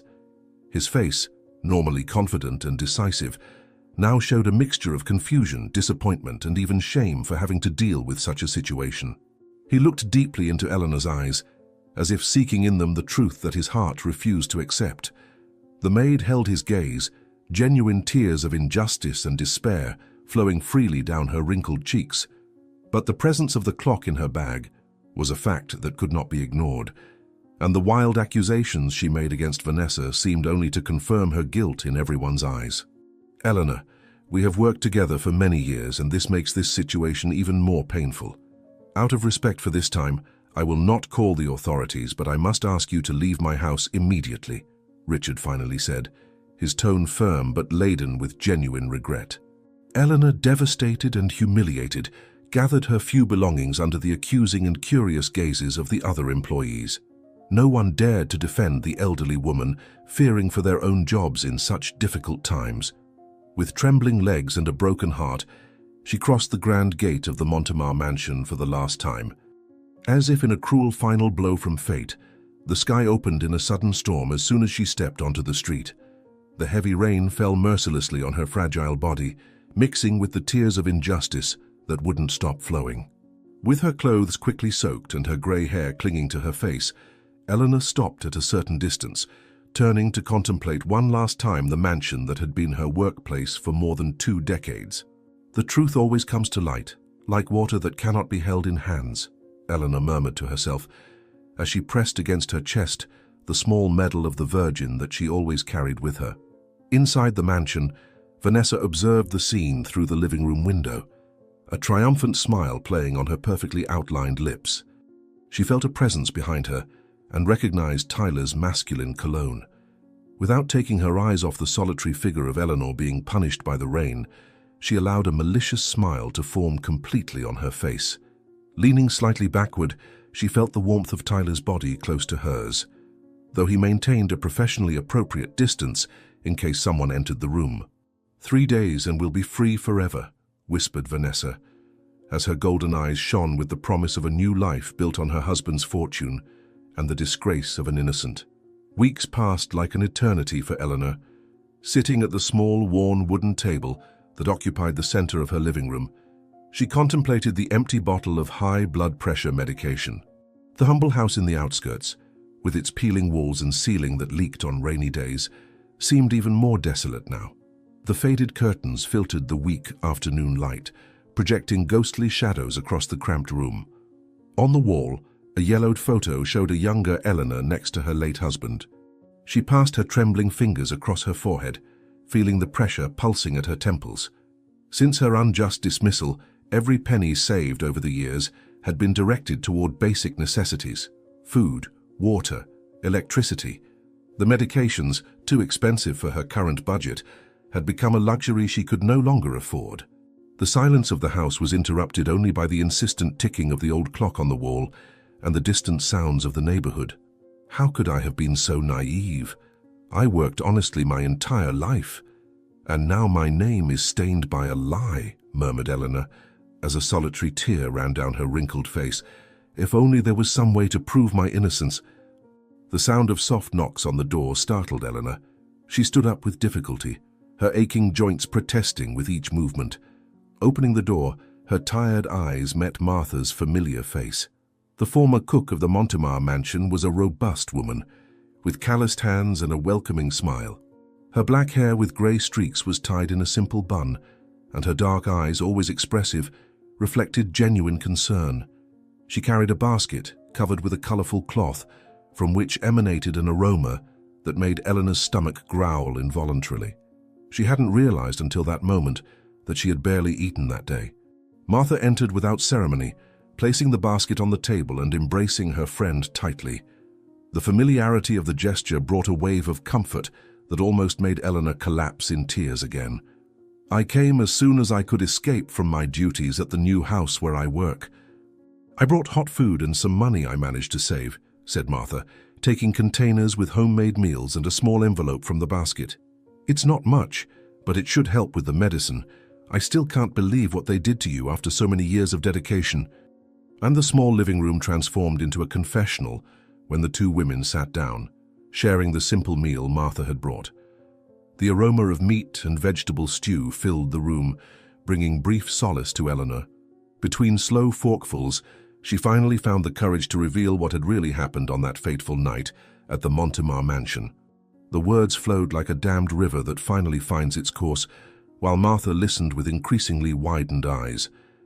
Eleanor described in detail the scene she had witnessed in the office, Vanessa's threat, and how she suspected the watch had been planted in her purse. Her fingers trembled around the water glass, recalling the public humiliation she had suffered in front of all the staff. "Vanessa and the driver. They're planning to run away with Richard's money.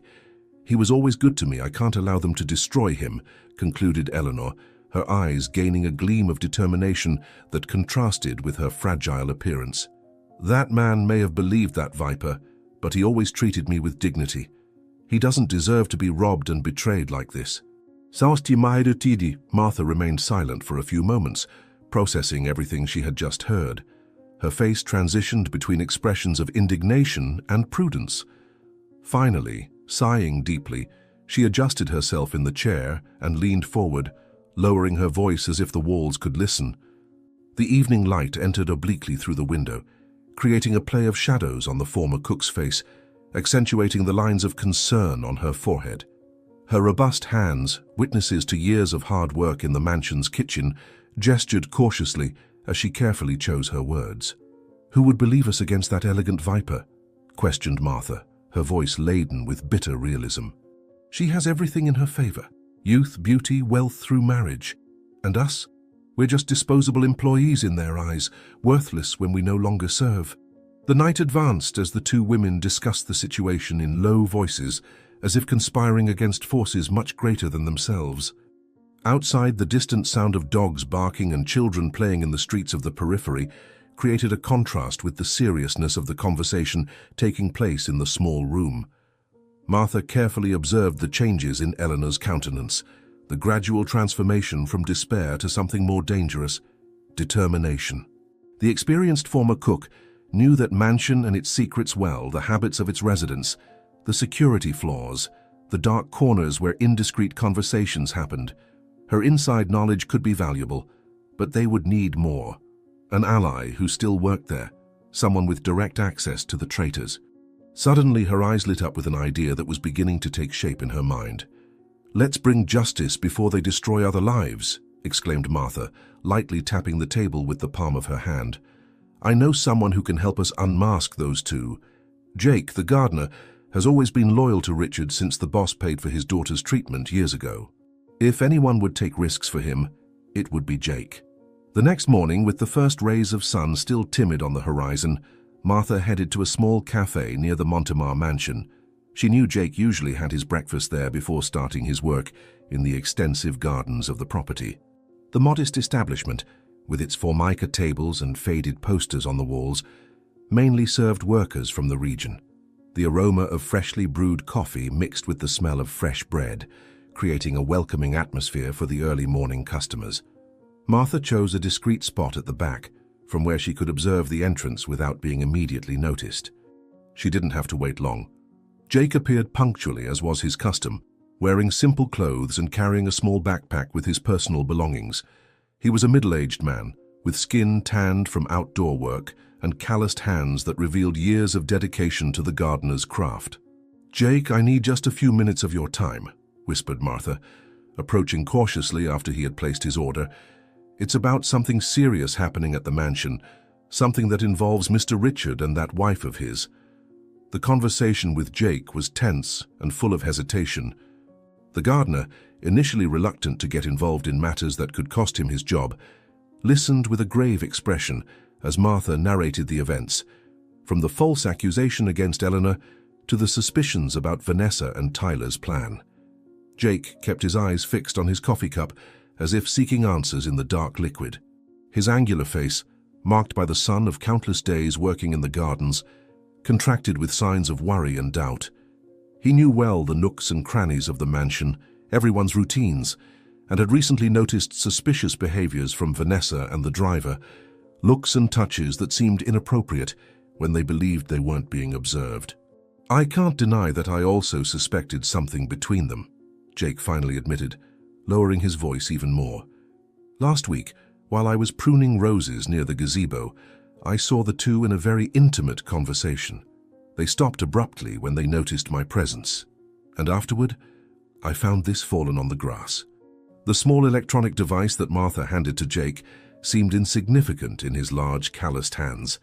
It was a discreet recorder, the size of a matchbox, with simple buttons and a small indicator light. The gardener turned it over several times, examining the object with a mixture of curiosity and apprehension. They were sitting on a park bench far away, far from curious ears. The afternoon sun cast long shadows of tree branches over them, creating a dancing pattern on the concrete ground. Around them, children played and elderly people fed pigeons, completely oblivious to the conspiracy unfolding just a few meters away.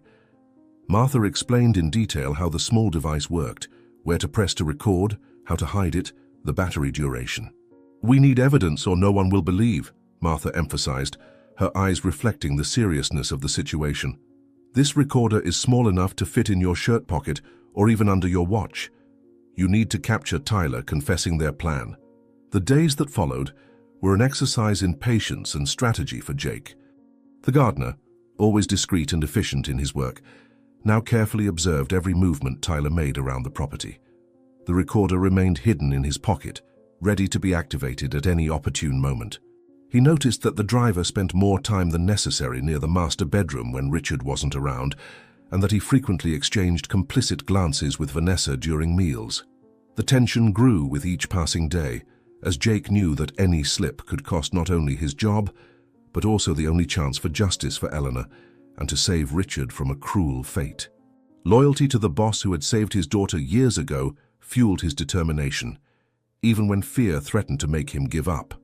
"I need to approach him in some natural way, gain his trust without raising suspicions," Jake thought, while meticulously trimming the plants in the Japanese garden. Perhaps a social occasion, something that lowers his defenses and loosens his tongue. The opportunity arose almost a week later, when Richard announced he would be taking a business trip for 2 days. As soon as the car taking the boss to the airport disappeared through the property gates, Jake noticed a subtle change in the atmosphere of the mansion. Vanessa seemed more relaxed, giving orders with an even more pronounced superiority, while Tyler circulated around the house with an inappropriate familiarity for an employee. That night, after completing his tasks, Jake saw Tyler heading to the small staff quarters at the back of the property. It was a simple but comfortable building, where some employees who didn't have their own residence in the city rested between shifts. With a sudden decision, Jake grabbed 2 bottles of cold beer that he kept in his small refrigerator and casually walked toward the quarters. "Mistresses always have their secrets, don't they?" Jake commented carelessly, after several minutes of small talk, offering a second beer to Tyler, who was already finishing his first. "I've worked in mansions like this for over 20 years, and if walls could talk..." The night advanced, as empty bottles accumulated on the small table between them. Jake, pretending to be as intoxicated as his target, encouraged Tyler to keep talking, asking seemingly innocent questions that fed the driver's ego. The recorder, discreetly activated in his shirt pocket, captured every word. The simple room in the staff quarters, illuminated only by a bedside lamp, created an intimate atmosphere that encouraged confidences. Shadows danced on the walls when Tyler leaned forward, pronouncing increasingly slurred and indiscreet words. His eyes, normally calculating and cold, now shone with the effect of alcohol and the excitement of talking about his grandiose plans.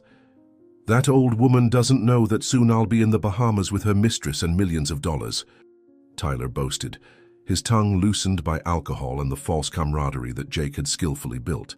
"The idiot thinks she controls everything, but she's just a stepping stone on my path to wealth. Vanessa thinks we're in love, that we'll live happily ever after with the old man's money. Little does she know that as soon as we have the money, I'll go my own way." The first rays of sun were already appearing on the horizon when Jake, with cautious steps not to wake the other staff members who were sleeping, silently left the quarters. His heart was racing in his chest, a mixture of triumph and anxiety. The small recorder in his pocket, now containing Tyler's complete confession, seemed to weigh a ton. Without wasting time, he headed to a small cafe on the corner, away from the watchful eyes of the mansion, where he had arranged to meet Martha. The former cook was already waiting for him, her anxious eyes constantly examining the entrance of the establishment. When Jake entered and gave a discreet nod, Martha's face lit up with renewed hope. "Did you get it?" she asked in a low voice, leaning over the worn table as Jake sat across from her. "Did he confess everything?" The faint light of dawn entered through the gaps in the worn curtains in Eleanor's small living room. The elderly woman was sitting in her favorite armchair, her face tense with expectation, as Martha and Jake arrived hurriedly. The deep wrinkles on her forehead seemed momentarily softened by the hope that gleamed in her tired eyes. Her trembling hands held a cup of tea that had gone cold long ago, forgotten in the tension of the moment. The small recorder passed from hand to hand with the care that would be devoted to a precious relic. When Martha finally pressed the play button, the voices filled the silent environment. Tyler's unmistakable drunken voice revealing every sordid detail of the plan that he and Vanessa had devised. With each word that emanated from the small device, Eleanor's face transitioned between shock, validation, and finally, a fierce determination that seemed to rejuvenate her features. "We did it! Now we have the evidence to unmask that viper," exclaimed Martha, squeezing Eleanor's hands between hers with renewed enthusiasm. "We can go directly to Richard with this." The phone on the kitchen wall rang shrilly, breaking the moment of celebration. Eleanor stood up with difficulty, her joints protesting with every movement, and answered with a hesitant voice. On the other end of the line, a familiar voice spoke quickly, conveying information that made the old woman's eyes widen more and more. Her free hand squeezed the phone cord with increasing force as she nodded repeatedly, although her interlocutor couldn't see her. The sun now fully entered through the windows, illuminating the suspended dust in the air and projecting Eleanor's profile on the opposite wall, a fragile but erect silhouette, as if a new strength sustained her. When she finally hung up, she turned to Martha and Jake, her face reflecting an urgency that wasn't there moments before. "Richard has returned from his trip, and Vanessa is organizing a family dinner for tonight," Eleanor reported, her voice gaining firmness with each word. She told the staff they will announce a long trip. "It's our only chance." The Montemar mansion shone like a jewel in the night, each illuminated window projecting golden rectangles onto the meticulously maintained garden. In the spacious dining room, where the crystal chandelier reflected thousands of points of light onto the polished mahogany table, the family gathered for what Richard had announced as a special occasion. The patriarch, recently arrived from his business trip, occupied the head of the table with the elegant posture that had always characterized him.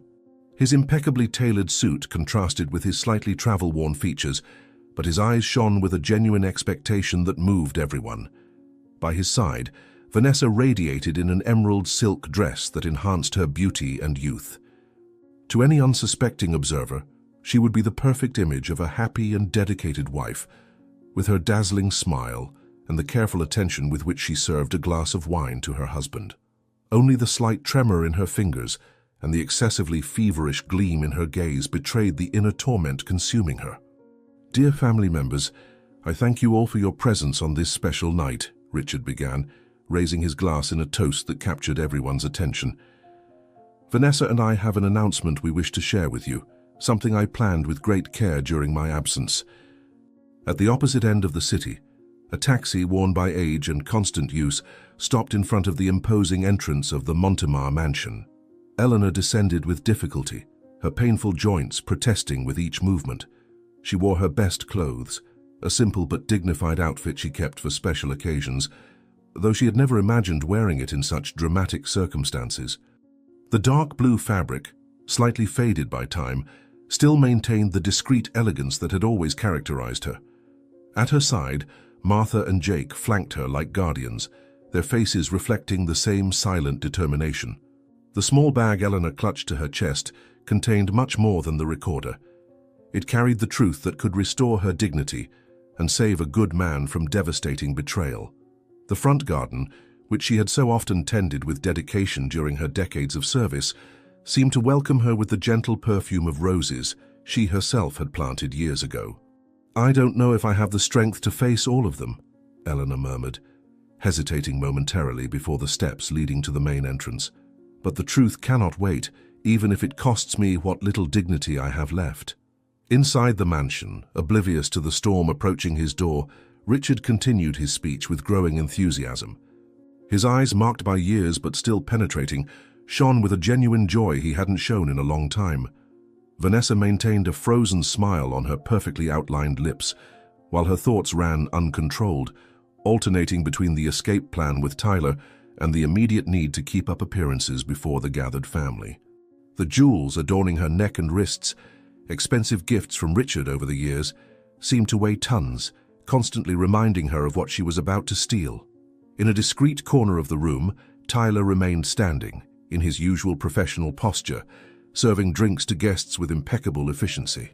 Only the brief eye contact he occasionally exchanged with Vanessa revealed the complicity that united them in their treacherous plan. "After so many years of dedication to business, I've decided it's time to prioritize what truly matters," Richard continued, lovingly taking Vanessa's hand in his. "Therefore, I announce that in a few days, we will depart for a paradise island where we will renew our marriage vows in an intimate ceremony, just the two of us, reconnecting as at the beginning of our love." The sound of the doorbell echoed through the mansion, interrupting the solemn moment. Those present exchanged confused glances, wondering who could be arriving at that hour and on such an intimate occasion. Richard frowned, equally surprised. Tyler, the driver, made a motion to head for the door, but Richard, with a slight gesture of his hand, stopped him. Something about that interruption seemed to demand his personal attention. With natural elegance, he briefly excused himself to the guests and walked down the marble corridor toward the main entrance. His steps resonated in the sudden silence that had settled in the room, as if everyone sensed that this interruption was no mere coincidence. The solid wooden door opened with a soft creak, revealing the unlikely figure of Eleanor, erect and dignified despite the obvious nervousness in her trembling hands. For a moment, shock paralyzed Richard's normally composed features. "What are you doing here, Eleanor?" he asked, the surprise in his voice mixed with an indefinable note.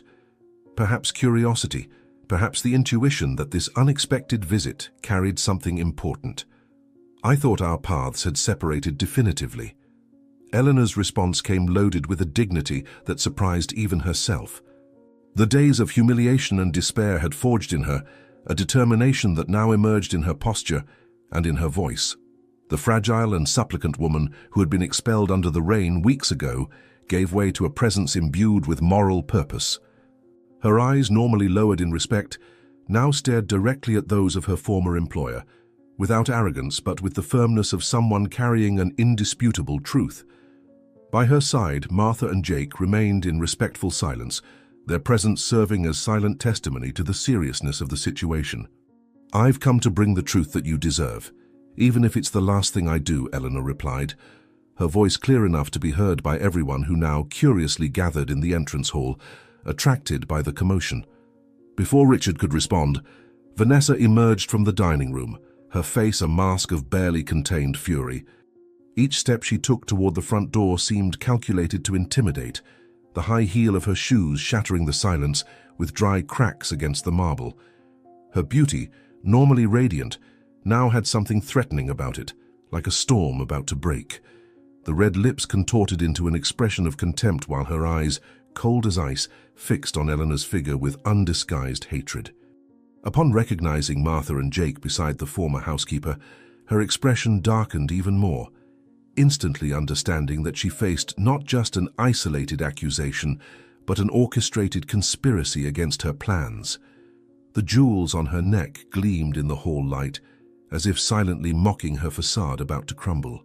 "I said this housekeeper would never set foot in my mansion again."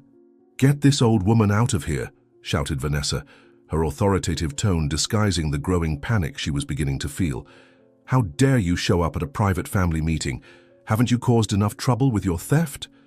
A tense silence settled in the mansion's hall, each breath seeming to echo against the ornate walls. The family members, initially surprised by the interruption, now observed the scene with growing curiosity, forming an involuntary semicircle around the protagonists of that unexpected drama. Tyler, who had discreetly approached, kept himself at a strategic distance, his face a mask of professionalism that barely disguised the tension in his shoulders. Richard remained motionless between his wife and his former employee, his countenance reflecting the confusion of a man who feels he is about to witness a devastating revelation. It was at this critical moment that Eleanor stepped forward, her physical frailty dramatically contrasting with the moral strength emanating from her posture. Her eyes, which had known so many sorrows in recent days, now shone with the clarity of purpose that only truth can confer. "The mansion is not yours, madam, and soon you won't even have dignity," Eleanor replied, her voice gaining firmness with each word.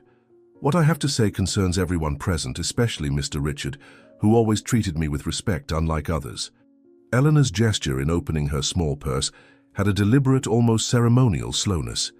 Each movement of her wrinkled fingers seemed laden with meaning, as if she were untying not just the clasp of the purse, but also the knots of lies that had been woven around her. From inside the worn accessory, she extracted the small recorder that Jake had obtained with such effort. The object, seemingly insignificant in her trembling hand, contained the power to destroy reputations and unmask betrayals. A collective sigh ran through the audience when Eleanor raised the device, her finger deliberately resting on the play button. The look she cast at Vanessa at that moment contained not vengeance but the serene certainty of one who can finally restore the truth. "Before you accuse me of theft again, Mrs. Vanessa, I would like everyone to hear what your accomplice has to say when he believes he is among friends," declared Eleanor, pressing the recorder button with quiet determination. Tyler's unmistakable but intoxicated voice filled the mansion's hall, each word resonating with devastating clarity in the absolute silence that had settled. The recording began with casual conversation, but quickly evolved into shocking revelations. The clandestine affair with Vanessa, the meticulous plan to steal millions from Richard during the supposed romantic trip, the carefully orchestrated trap to incriminate Eleanor for the theft of the watch. Even more disturbing was Tyler's confession about his true intentions with Vanessa, using her only as a means to reach the fortune and then abandoning her, taking most of the money with him. With each new revelation, the faces of those present transitioned from shock to indignation.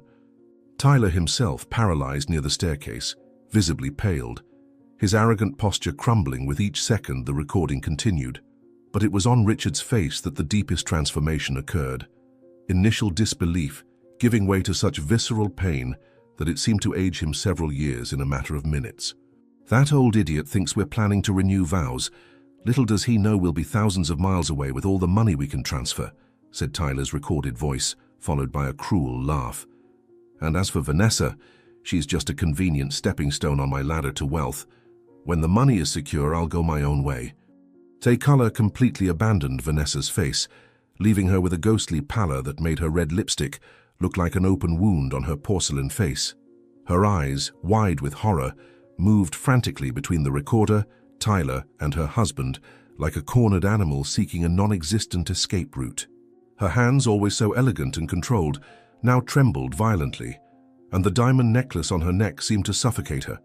With growing desperation, she lunged toward Eleanor, trying to snatch the recorder from her hands, but Richard, emerging from his initial shock, stepped between them with a silent authority that immediately stopped Vanessa.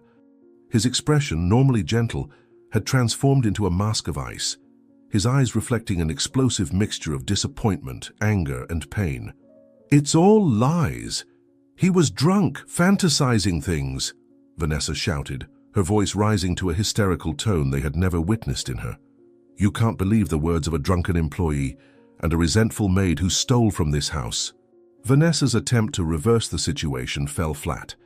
The evidence was irrefutable, her own reaction only confirming the truthfulness of the accusations. Each desperate denial sounded like another confession to everyone's ears. Tyler, realizing the game was over, tried to discreetly exit toward the back of the mansion, but two of Richard's cousins quickly blocked his path, their looks making it clear there was no escape. The driver, suddenly stripped of his usual arrogance, seemed diminished, almost pathetic in his evident defeat. In the center of the hall, Richard remained silent, processing the magnitude of the betrayal he had just discovered. Years of trust, generosity, and affection reduced to nothing. Plans for a shared future revealed as an elaborate farce. When he finally spoke, his voice carried an authority that immediately silenced everyone present. "Was everything I gave not enough for your ambition?" Richard asked, each word pronounced with painful precision, as if extracted from the depths of his wounded soul. "I entrusted you with my life, my heart, my future, and you planned to steal not just my money, but also my dignity." The silence that followed Richard's question weighed like lead in the mansion's air. Each breath, each minimal movement seemed amplified in that moment of absolute truth. Vanessa, cornered by the irrefutable evidence and the accusing gaze of everyone present, quickly moved from panic to anger and finally to a kind of desperate frenzy. Her behavior, always so carefully calculated and elegant, disintegrated before everyone. The emerald dress, symbol of her studied sophistication, now seemed merely an ill-fitting costume for an actress whose performance had been unmasked. Her perfectly arranged hair began to come loose, strands falling over her contorted face, in an expression that oscillated between fury and despair. It was as if, for the first time since she had entered that house, the true Vanessa emerged.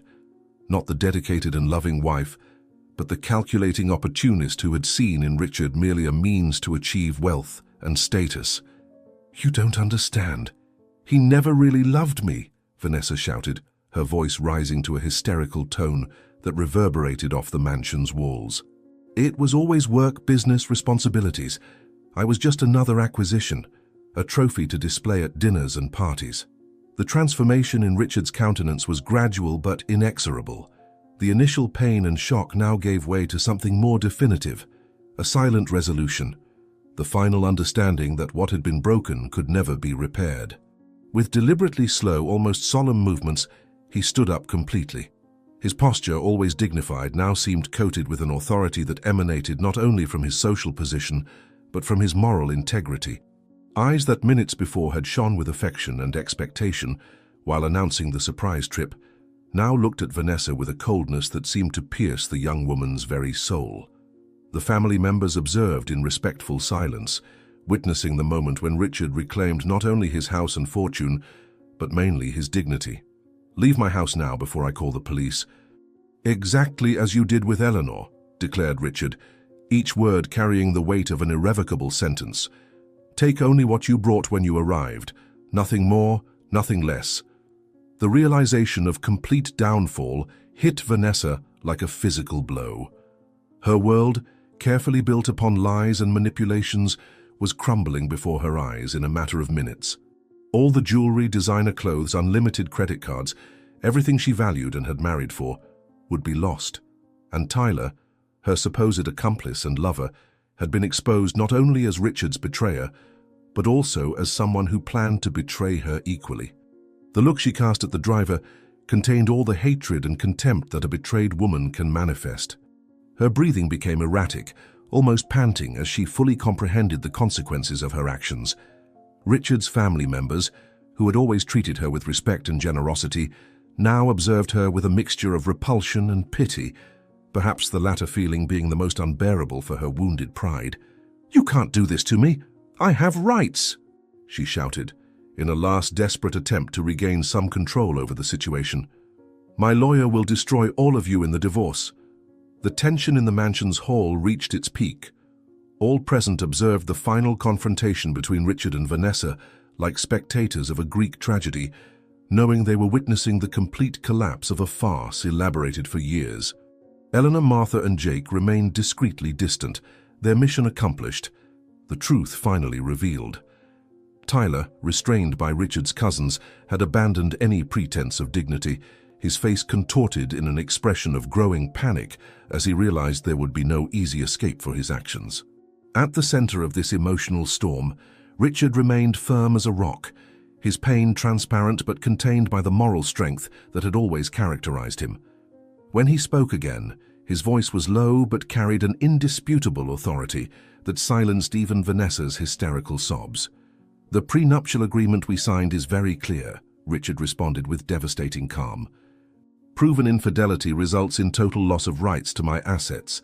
Your lawyer will receive a copy of the recording, as will the authorities, should you decide to contest." The reality of the situation finally tamed Vanessa's hysteria. Like a balloon slowly deflating, her arrogant posture gave way to an almost pathetic figure. The perfect makeup, now stained by tears of anger and frustration, created a grotesque effect on her once dazzling face. The jewels that adorned her body, gifts from Richard over the years, now seemed to weigh tons, physical symbols of the betrayal she had planned. With a mechanical gesture, almost like an automaton, she began to remove earrings, necklaces, and bracelets, letting them fall on the side table like pieces of a game she had definitely lost.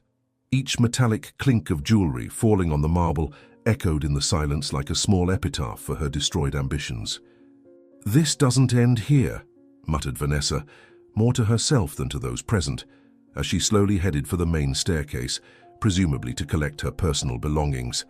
"Nobody humiliates me like this and gets away with it." The garden of Montemar Mansion gleamed under the mild afternoon sun. A month had passed since the fateful night of revelation, and nature seemed to celebrate restored justice with an explosion of colors and fragrances. The rose bushes, now in full bloom, displayed their petals in vibrant shades of red, pink, and white, creating a perfect contrast with the lush green of the meticulously trimmed grass. Amid this scene of renewal, Eleanor walked slowly, her steps cautious but firm, admiring the plants she had once cared for with such affection. Dressed with simplicity but dignity, in a light blue outfit that enhanced the serenity in her gaze, she seemed lighter, as if a great weight had been removed from her shoulders. At her side, Richard accompanied her with respect evident in every gesture. The businessman, despite the pain of recent betrayal, demonstrated an inner peace that surprised everyone who knew him. His posture remained elegant, but there was something new in his countenance, a wisdom acquired through suffering, a gratitude for truth, however painful it might be. "Your courage saved not only my fortune but my dignity," commented Richard, stopping before a marble bench strategically positioned under the shade of a century-old jabuticaba tree. "Few would have the integrity to face what you faced for someone who unjustly doubted your honesty."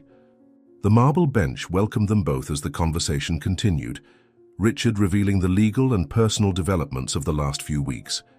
His calm gestures complemented his measured words, as usual. But now, there was a genuine warmth in his voice that transcended the traditional courtesy of an employer. Investigations after the incident revealed that Vanessa had attempted to access Richard's bank accounts just hours after the confrontation, but the banker, already alerted by the businessman himself about the events, had blocked any transaction. Tyler, in turn, had managed to escape that same night, taking with him only the money from the joint account that Vanessa maintained with her husband. An insignificant amount compared to the fortune they intended to steal, but enough to allow his temporary disappearance. The gentle breeze lightly stirred Eleanor's grey hair as she listened, her eyes reflecting understanding and, surprisingly, compassion. "The divorce has already been finalized. She will receive nothing, as the prenuptial agreement we signed provided for total loss of rights in case of proven infidelity," explained Richard, his voice firm but without traces of revenge or resentment. "My lawyer said he has never seen such a quick process. The evidence was irrefutable." Eleanor lowered her eyes, a shadow of guilt crossing her wrinkled face. Hands calloused from decades of hard work rested on her lap, fingers intertwined in a gesture that revealed her discomfort. Despite the justice achieved, something still troubled her. The feeling that perhaps she could have prevented so much suffering if she had found the courage to speak earlier. The moments of silence she had witnessed, the small clues she had ignored out of fear of losing her job, all now weighed on her conscience with painful clarity. When she finally found the voice to express her regret, the words came out broken by genuine emotion. "I should have spoken when I first saw. Perhaps I would have spared you so much pain," Eleanor began, her voice almost a whisper. "Fear silenced me, when truth should have been my only—" Richard gently raised his hand, interrupting Eleanor's words of self-censure. His gesture contained no authority or impatience, only deep understanding and forgiveness. The eyes that had seen so many difficult negotiations, so many complicated corporate decisions, now conveyed a wisdom that transcended the business world, the wisdom of one who finally understands the true value of loyalty and honesty. The sun, beginning its descent on the horizon, bathed the gardens in a golden light that seemed to underline the importance of that moment of reconciliation and new beginnings. "You risked everything for the truth. That is priceless," Richard affirmed with quiet conviction. "Many in your position would have simply moved on, leaving me at the mercy of those who planned my ruin. Your courage gave me a second chance to live with open eyes." Several months passed, bringing with them the transformations of the season and profound changes in the lives of all involved in that story of betrayal and redemption. The gardens of Montemar Mansion, now prepared to receive the summer heat, served as the setting for a small, intimate celebration. Under a gazebo elegantly decorated with fresh flowers and soft lights, a select group gathered around a polished oak table. Richard occupied the head of the table, but his posture was not that of a distant host. On the contrary, he actively participated in conversations, his face showing a serenity that many had not seen in years. Eleanor was at his right, dressed with discreet elegance that reflected her natural dignity. Martha and Jake completed the group, their faces relaxed and smiling, free from the tension that had accompanied them during the days of the conspiracy. "Today we celebrate not only the past, but mainly the future," announced Richard, rising with a small box in his hands. "Eleanor, your integrity illuminated one of the darkest moments of my life. This gift is not just a thank you, but a recognition of what you represent." Eleanor's eyes widened in surprise when Richard opened the small box, revealing not jewelry or money, but a set of gleaming keys and officially sealed documents. With hands trembling more from emotion than age, she received the gift, unable to articulate words in the face of unexpected generosity. The documents, carefully organized and legally incontestable, transferred to her name a comfortable house in the best residential neighborhood of the city, along with financial guarantees that would ensure her well-being for the rest of her life. Silent tears flowed down her wrinkled face as she processed the meaning of that gesture. Not just material security, but validation of a life dedicated to honesty and dignified work. "The deed is in your name, along with a lifetime pension that will ensure you never have to work again," Richard explained, his voice heavy with sincere emotion. "It's the least I can do for someone who saved not only my fortune, but my faith in humanity." Martha and Jake also received recognition for their loyalty and courage. To the former cook, Richard offered the position of manager of his rural properties, with a generous salary and a house on the main farm.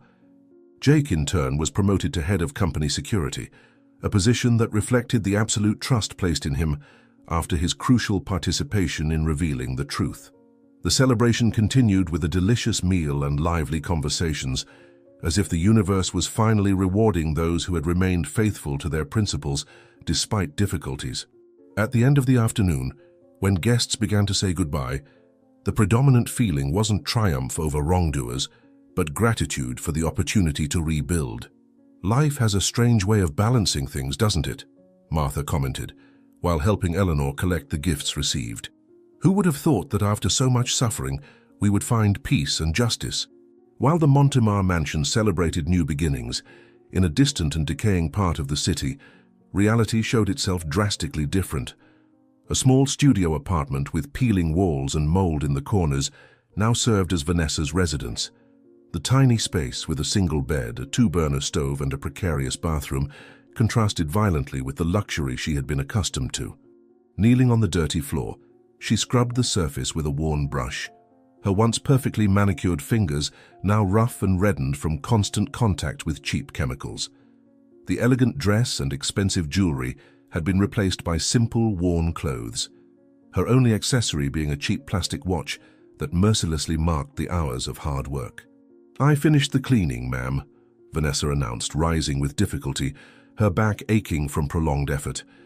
Her beauty was still evident, but there was something broken in her gaze, a mixture of contained anger and bitter resignation. The owner of the apartment that Vanessa had just cleaned was a middle-aged woman with ostentatious jewelry and heavy makeup. She inspected the work with a critical eye, deliberately looking for flaws to justify reduced payment. Her behavior exuded that particular type of cruelty that often accompanies newly acquired power over someone who once occupied a superior position. With a smile of malicious satisfaction, she removed from her purse a few coins, less than half the agreed amount, and deposited them in Vanessa's outstretched hand with a gesture that seemed more like alms than payment for services rendered. "It's all I can pay today," the woman declared with evident disdain, "and next time clean better behind the toilet. I'm not paying for half-done work." Alone again in her miserable studio apartment, Vanessa let herself fall onto the only chair in the apartment, an unstable piece of furniture with torn upholstery that she had found abandoned on the sidewalk. The coins she had received would barely pay for a decent meal, let alone the rent due in a few days. Her gaze wandered across the cramped space until it fixed on the small dresser where she kept her few belongings.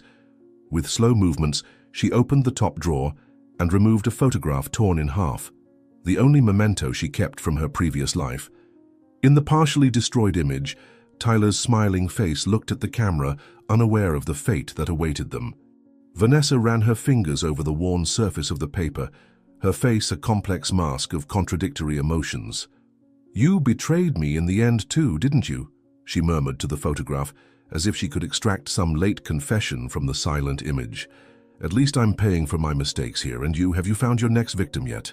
News about Tyler reached Vanessa through sparse gossip and occasional comments. According to information from a former colleague from the mansion who had encountered her by chance, the driver had been seen in another country, accompanying a visibly wealthy middle-aged woman, wearing expensive clothes and sporting a luxury watch. The pattern was repeating itself, but this time Vanessa was on the other side of the equation, no longer the accomplice, but the abandoned victim. The irony of the situation did not escape her keen perception, just as the harshness of the lesson life was imposing on her did not escape it. The mandatory community service, part of her sentence for fraud and attempted theft, occupied her mornings, while afternoons were dedicated to house cleaning to survive. Nights were spent in sterile regret and revenge plans that she knew were impossible to execute. "One day I'll be back on top," she promised herself, although the conviction in her voice diminished with each passing day. "One day everyone will regret having humiliated me like this." The contrast between destinies couldn't be more evident when the scene shifts to a quiet neighborhood in the residential areas of the city. A two-story house, modest but welcoming, with a well-kept garden and large windows that allowed generous entry of natural light. Inside, spaces decorated with elegant simplicity created an atmosphere of peace and warmth. What stood out most, however, was the constant movement of elderly people coming and going, some with walking aids, others in wheelchairs, all greeted with warm smiles and individualized attention. In the main room, adapted with round tables and comfortable chairs, one group played dominoes while another participated in a crafts workshop. Soft music filled the environment, complementing the cheerful buzz of conversations and laughter. "Welcome to our little refuge, Mr. Richard," said Eleanor, leading the visitor through the main corridor of her new home. "We started with just 3 elderly people from the neighborhood who had nowhere to spend the day. Now we're almost 20. Richard observed every detail with genuine admiration. The house he had offered Eleanor as a reward for her loyalty had been transformed into something far beyond a simple residence. Using part of the lifetime pension she had received, she had created a community center for needy elderly people, offering not only recreational activities, but also nutritious meals, basic health monitoring, and mainly dignity and companionship for those often forgotten by society. Each room reflected the meticulous care and attention to detail that had always characterized her work, now directed toward an even nobler purpose. "You transformed your pain into help for others," commented Richard, visibly moved by what he witnessed. "When many would have used this opportunity only for rest and personal comfort, you chose to multiply the good you received." The afternoon advanced as the two old friends headed to the back porch, a quiet space overlooking a small garden where medicinal plants grew in organized beds. The aroma of lemon balm, mint, and rosemary hung in the air, bringing memories of the infusions Eleanor prepared in the mansion to calm Richard's nerves after stressful workdays. A rustic wooden table, inherited from Eleanor's mother, had been carefully restored and strategically placed to capture the best view of the sunset. On it, 2 cups of steaming tea waited, inviting a moment of reflection and sincere conversation. The singing of birds returning to their nests composed the soundtrack of that precious moment, mixing with the distant sound of laughter from the elderly who still remained in the community center activities. In the distance, the mountains gained golden contours as the sunset began to paint the horizon with shades of orange and pink, creating a perfect setting for the closure of that journey of redemption. A gentle breeze stirred Eleanor's grey hair, which she brushed away from her face with a serenity that only comes after overcoming storms. "You know, Richard," she commented while adjusting a small cushion behind her back, "when I was in that rain, expelled from the mansion, I felt that my world had ended. I believed my dignity was lost forever."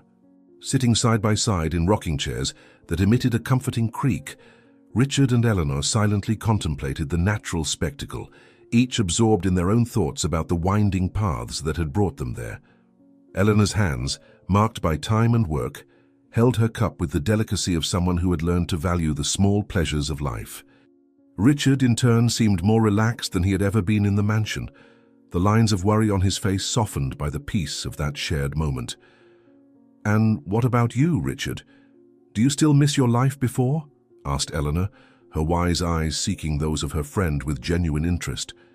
Richard smiled slightly, taking a sip of chamomile tea before answering. "The mansion now seems empty, and excessively large for a man alone. I've been thinking of converting it into a foundation for young talents without resources, to give a greater purpose to those walls that have witnessed so much."